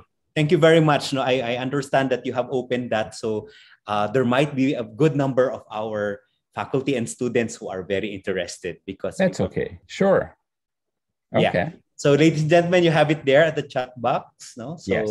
Okay. Thank you very much for this very engaging talk and, of course, very informative sharing coming from you from the Hungarian perspective. So, again, from the organizers and, of course, our virtual audience, we'd like to thank you, Dr. Turi, for really, really contributing and giving, adding meaning to what we're doing today relative to our Internationalization at Home National Conference. So we wish you well. And thank you very much. And Rachel for the invitation and for the participants to suffer through this presentation. Keep up the good work and please do contact me and please do come and let's keep in touch. Okay. All right. Thank you very much. Thank you, guys. Thank you. All right. So we wish you well. And now, of course, to move on with our speakers for this afternoon, finally, allow me to welcome Dr. Gregors Klapita. Let's give him a round of applause.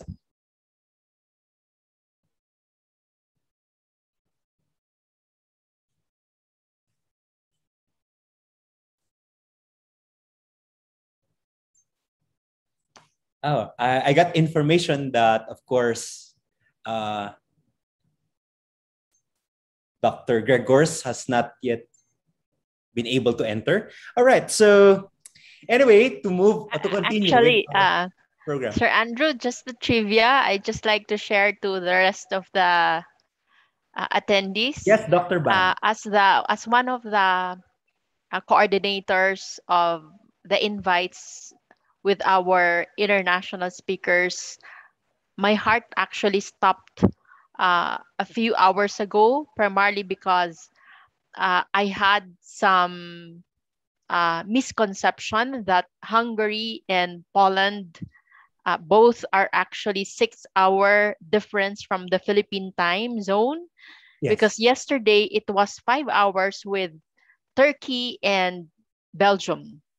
So I thought all along, because they're all within the European zone, it's also the same today. That's why Dury and Greg, we were exchanging quick emails just a while ago because they were also confused whether it's 5 hour difference or 6 hour difference. So yesterday with our Turkish and Bulgarian speakers, because Christina was coming from Belgium yesterday, it's actually 5 hours. So it was correct. But with Hungary and Poland, it's 6 hour difference. Yes. So imagine that 1 hour difference, that it will have some impact on how we deliver our program today. So good thing that Yuri had to clarify, because he knew quite well that it's 6 hours. Yet I insisted it's 5 hours. It's 5 hours, and then he said no, it's 6 hours. And so I had to check. Now it's 6 hours for these two countries. Yesterday for the two countries, it's 5 hour difference with the time zone of the Philippines. So yeah, thank you very much, Dr. Bang, for sharing the trivia. So I was also delighted to know that when Dr. Turi actually mentioned about it's 8 o'clock here in Hungary. Then I had to check my time. It was like about to be 3 o'clock. It was past 2 o'clock earlier. Okay, so while waiting for our speaker to come in, I think we can go back to our games. No, we still have 3. Remember, we have still 3 prizes to give away. Okay, so again, Franz, would you like to help me out? Choose the winner. Okay, from our FB and of course our chat box here via Zoom. Okay, this time, okay. My question is, it's coming from you, Franz. Okay, what is the approach used by University of Cebu in handling issues of diversity on campus? Go. All right, I like the questions, Sir Andrew. Yeah. Okay, so waiting for your answers. Okay, let's take note of this. Okay. Maybe you can repeat the question, Sir Andrew. All right, again. What is the approach that's used by University of Cebu in handling issues of diversity on campus? Blank approach. Blank approach. Sorry. We have here an answer. Inclusive internationalization. No. I would like to be very specific. Of course, they're doing that, but there was a specific approach that was mentioned by Lian. All right? Wala yatang may gusto ng 500. Okay, masyado bang mataas yung 500? Okay. Okay, I think we have a winner. Yes, we have a winner from St. Louis University, yeah, okay. Sir Andrew. Yeah, I know her. She's from our SLU Hospital of the Sacred Heart. Congratulations, student-centered approach, Miss Dulce Amor Alipio. I know she had been joining since yesterday. Finally, she got it now. Okay, there you go. Okay, and can we have one more? Unless... Yeah, one more question. Yeah, one more question. Okay. Well, I hope I have one more. We were able to give already. Mrs. Welu will send you a private message in our Zoom chat box for instructions. Okay. All right. Okay. Wait for that. Okay, this one. Okay. Next question. I think this will be very, very easy. This is the most prestigious higher education scholarship program of the Hungarian government and is aimed to support the internationalization of the Hungarian higher education. Wow, that was fast. All right, so Lian, do we have a winner? Okay, so Lian is trying to check now. I think the first one came at 3:04 p.m. Okay, the winner is Fe Marie Estepa. So, Stipendium Hungaricum, no? Scholarship. Okay, congratulations, Miss Fe Marie Estepa. Although you did not mention from where you are, congratulations, no? So, Miss Resuelo will be contacting you about your details. Okay, so, and then we have one more, the last one. Okay.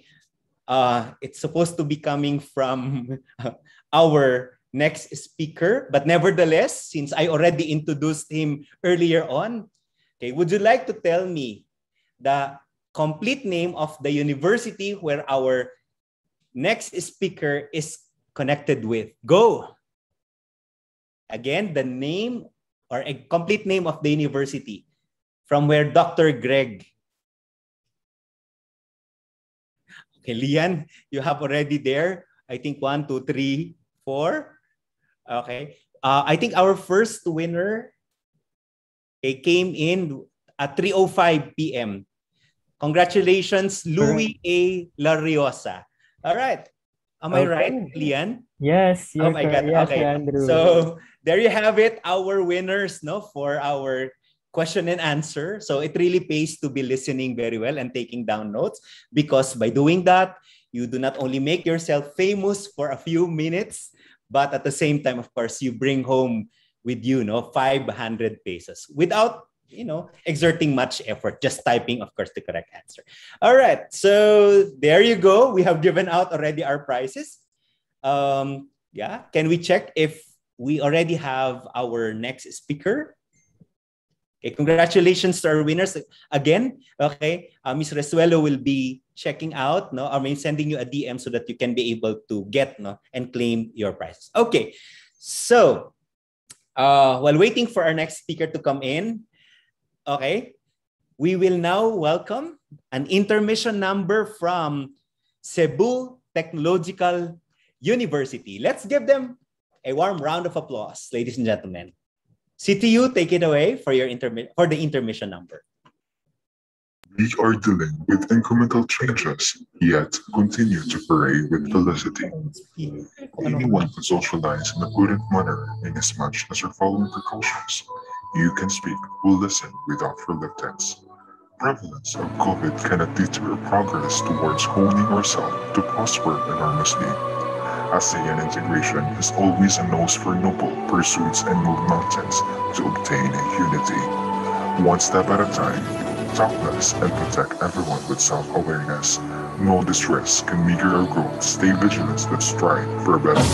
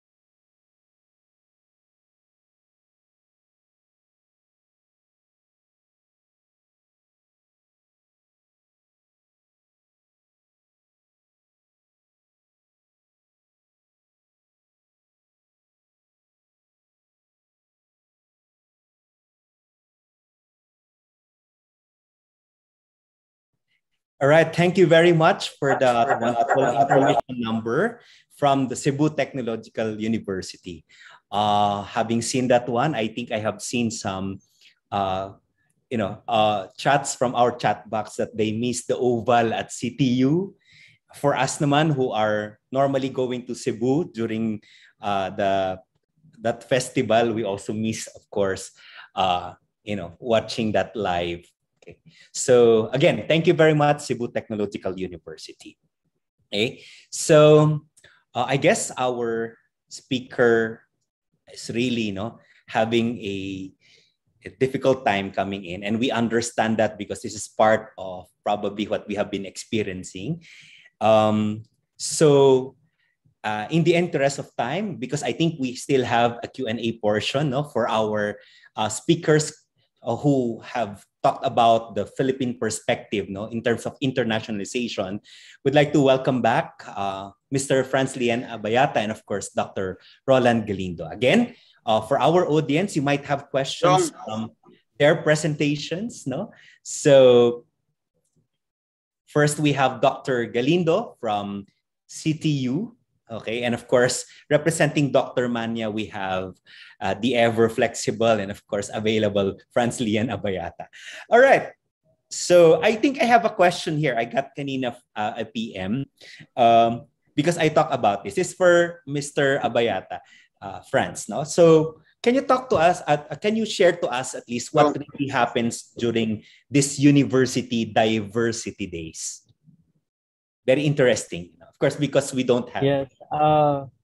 Yes. In the university, in our calendar, we dedicate 1 week for the colleges to celebrate, to have an academic break. And during this week, there will be a series of activities, programs, webinars with the theme catering on diversity. So we recognize that even though we have different stakeholders, different people in the academe or in the college, they can still enjoy and learn a lot from the activities that the student organizations are preparing.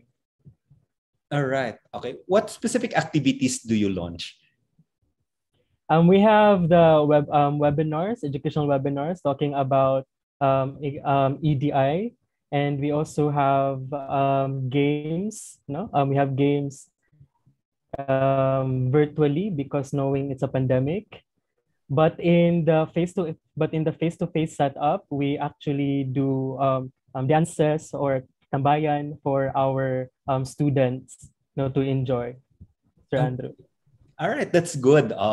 Quite interesting. And of course, one of the many things that we could do, especially during this time.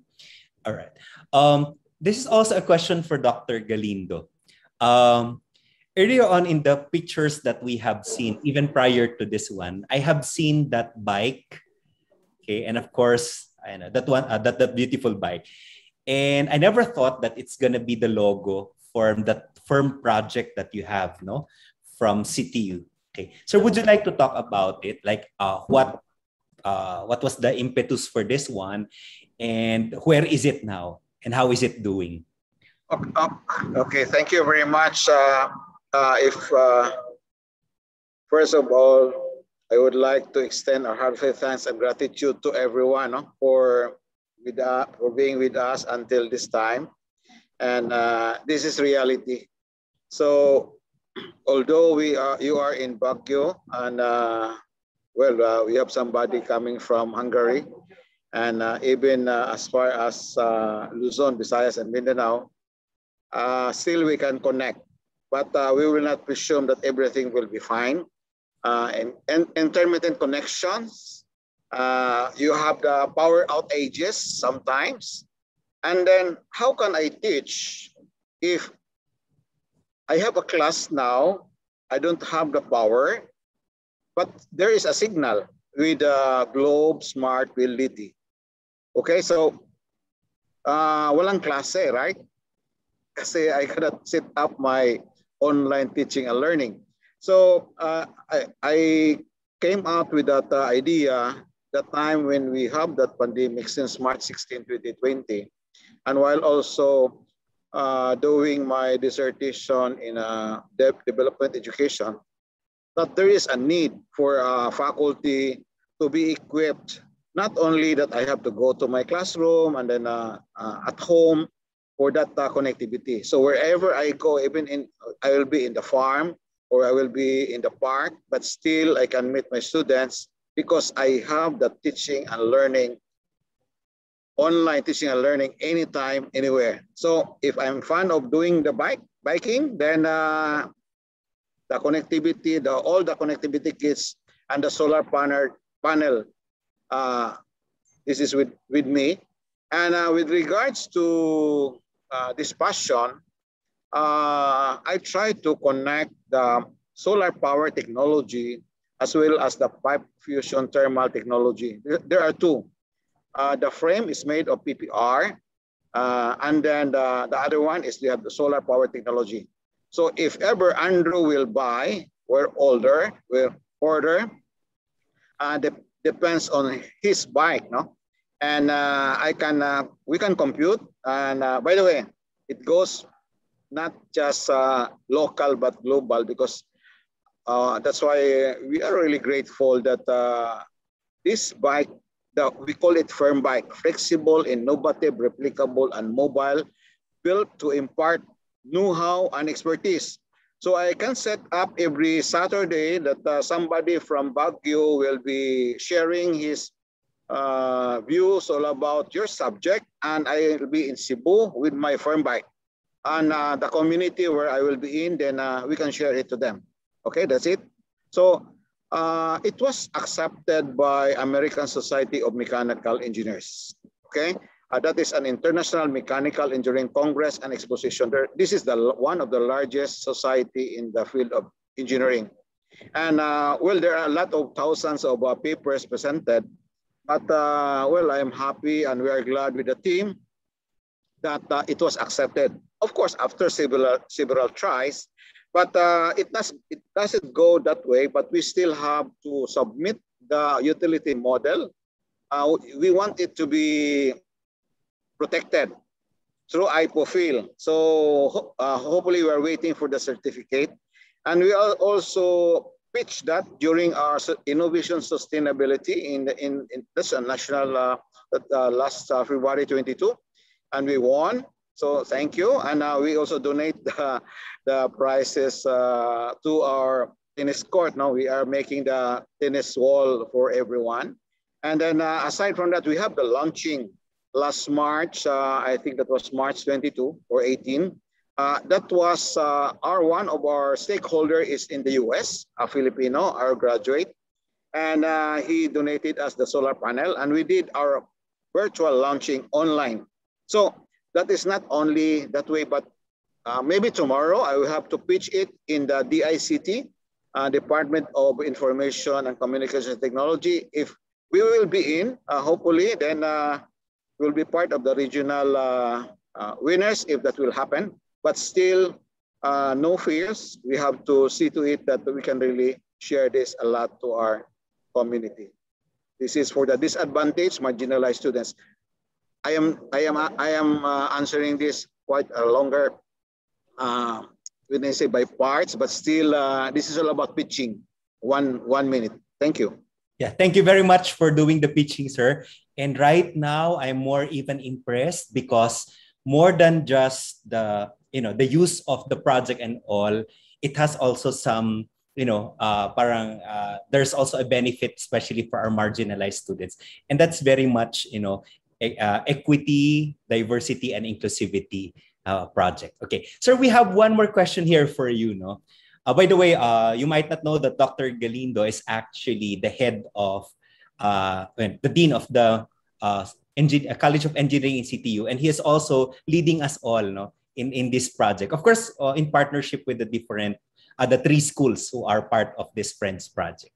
And just so you know, another trivia. Okay. There's one here. May we know your number, Sir Ronald Galindo? Hopefully, we can buy one for our barangay. Sure. So we will. Well, I can announce it. My number is 0919 0919 4900. So 0919 095 4900. All right. So I'd like to repeat that, especially for Cello Durante. So it's 0919 095 4900. All right. Okay, so we'll be happy for that. Hopefully, we want to connect with Department of Education, CHED, and even the LGUs. Wow. Mabuhay po ang CTU for that one. Okay, so there's one more here. Sorry, you're the star of the hour. Okay, during the pandemic, what internationalization initiatives you implemented aside from your friends-related activities, sir? Okay, if we are talking it today, we are now implementing this now, referring to this internationalization at home. No? But if we base it from March 16, that's about 1.5, I think 1 year, 6 months, and several days. So since we closed. First is connecting our friends internationally through online. And then since we have the COVID-19 patients who are in the hospitals and they don't have the access to the banks because they are now in the hospital, not only me, but even the family and even my friends, we respond to them. So connecting even other friends, but referring to the teaching online teaching and learning, I keep on doing what our other countries have been doing, particularly in the UNESCO, how they try to connect, and then looking at what happened to the WHO, and then looking at our infrastructure. The question is all about, are we really prepared for this? So most likely when I would like to share this with you because when I conducted the survey, this is true. Teachers may be complete with the gadgets, but you know our students, about 60 to 66%, they don't have laptops. 60 to 66%, they are using smartphones. All the rest, laptops. So referring to the internationalization endeavors as other than France, we tried to connect other universities outside of France, particularly in ASEAN countries. And then what they did, and then we share it through a virtual setting. And we tried to have the virtual party, tea party or coffee, tea drinking and toasting within, it's face-to-face but online lang. Okay, so we have some fun, but we still have to see to it that if you try to ask what happened to the level of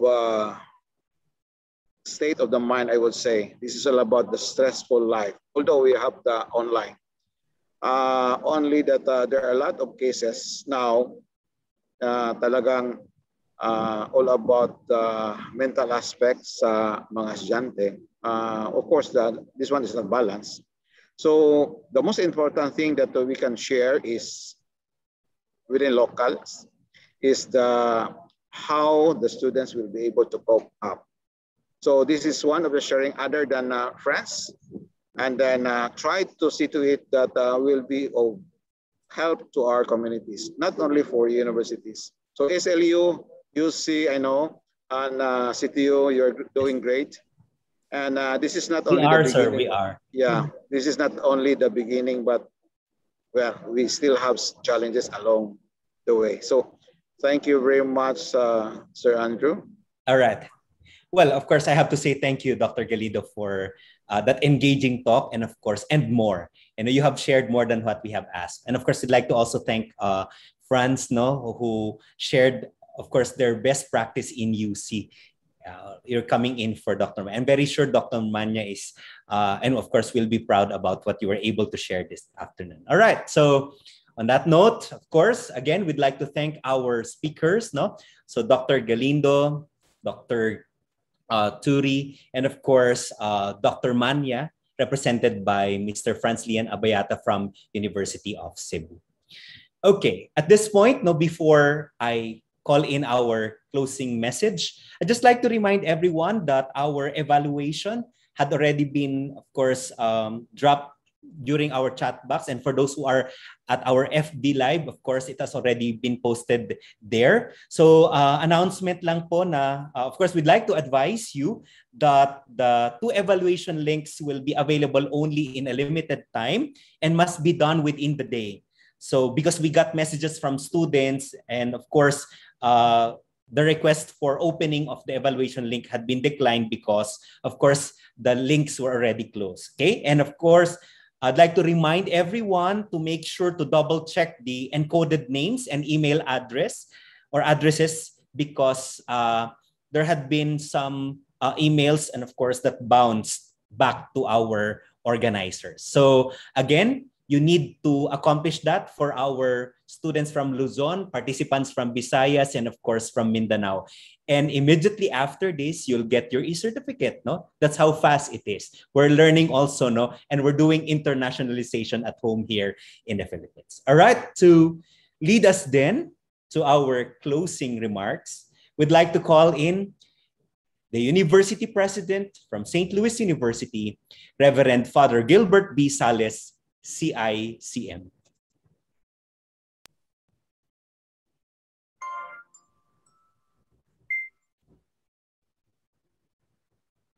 This is Father Gilbert Sales. Good afternoon, and congratulations on the success of the Friends Project Internationalization at Home National Conference 2021.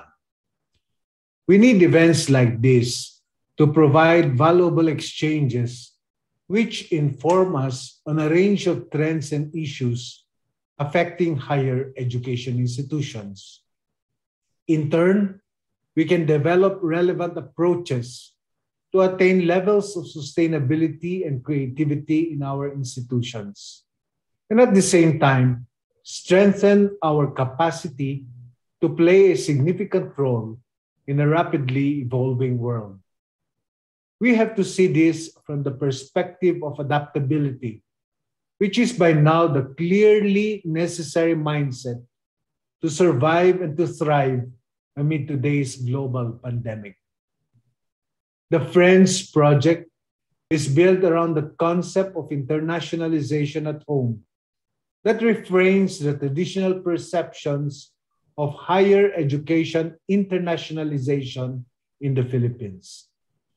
This particular concept is an effective strategy to respond to low student mobility, the lack of intercultural education on campuses, and inadequate support systems for international students that the project addresses.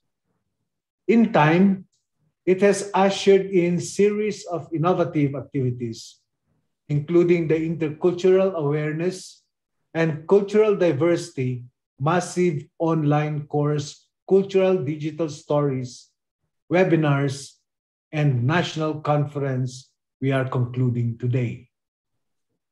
Whether in person or virtual, conferences like Friends are premised on the common desire to create a more hospitable world. Friends aims at this global vision through international cooperation and mutual support among partner universities, of which St. Louis University has the pleasure. Moreover, the reality of growing efforts to support internationalization among students, especially at the time of the pandemic, gives hope that the future generation will be globally adept in the skills and in values.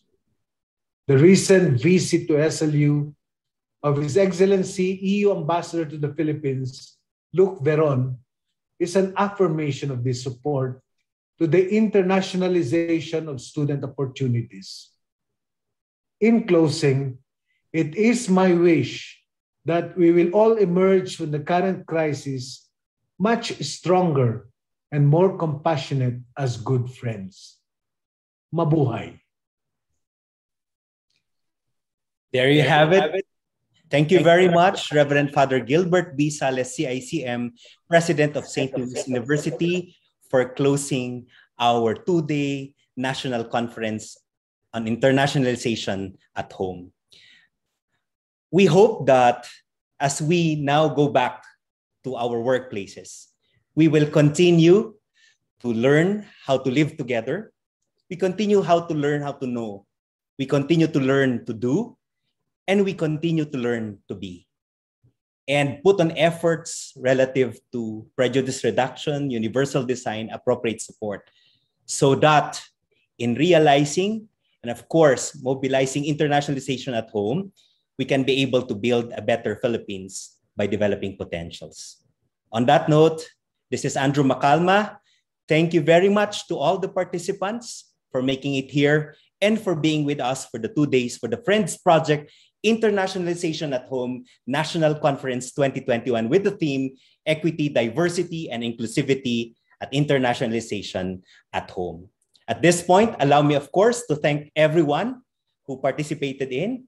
We'd like to acknowledge, of course, the Friends staff from our 3 schools who sponsored this project, of course, from Cebu Technological University, from St. Louis University, and University of Cebu.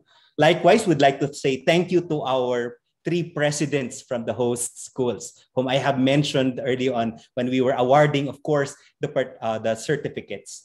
To our plenary speakers for day 1 and day 2, we owe you a lot. Thank you for sharing wonderful and empowering stories of diversity, equity, and inclusivity. To the tech team from CTU, headed by Dr. Roland Galindo, maraming salamat. And to everyone who have contributed to the success of this first Internationalization at Home National Convention. Mabuhay, and to God Almighty for allowing this to happen. Isang mapagpalang hapon po sa inyong lahat. I'm Andrew from Baguio City. I'm signing off. God bless everyone.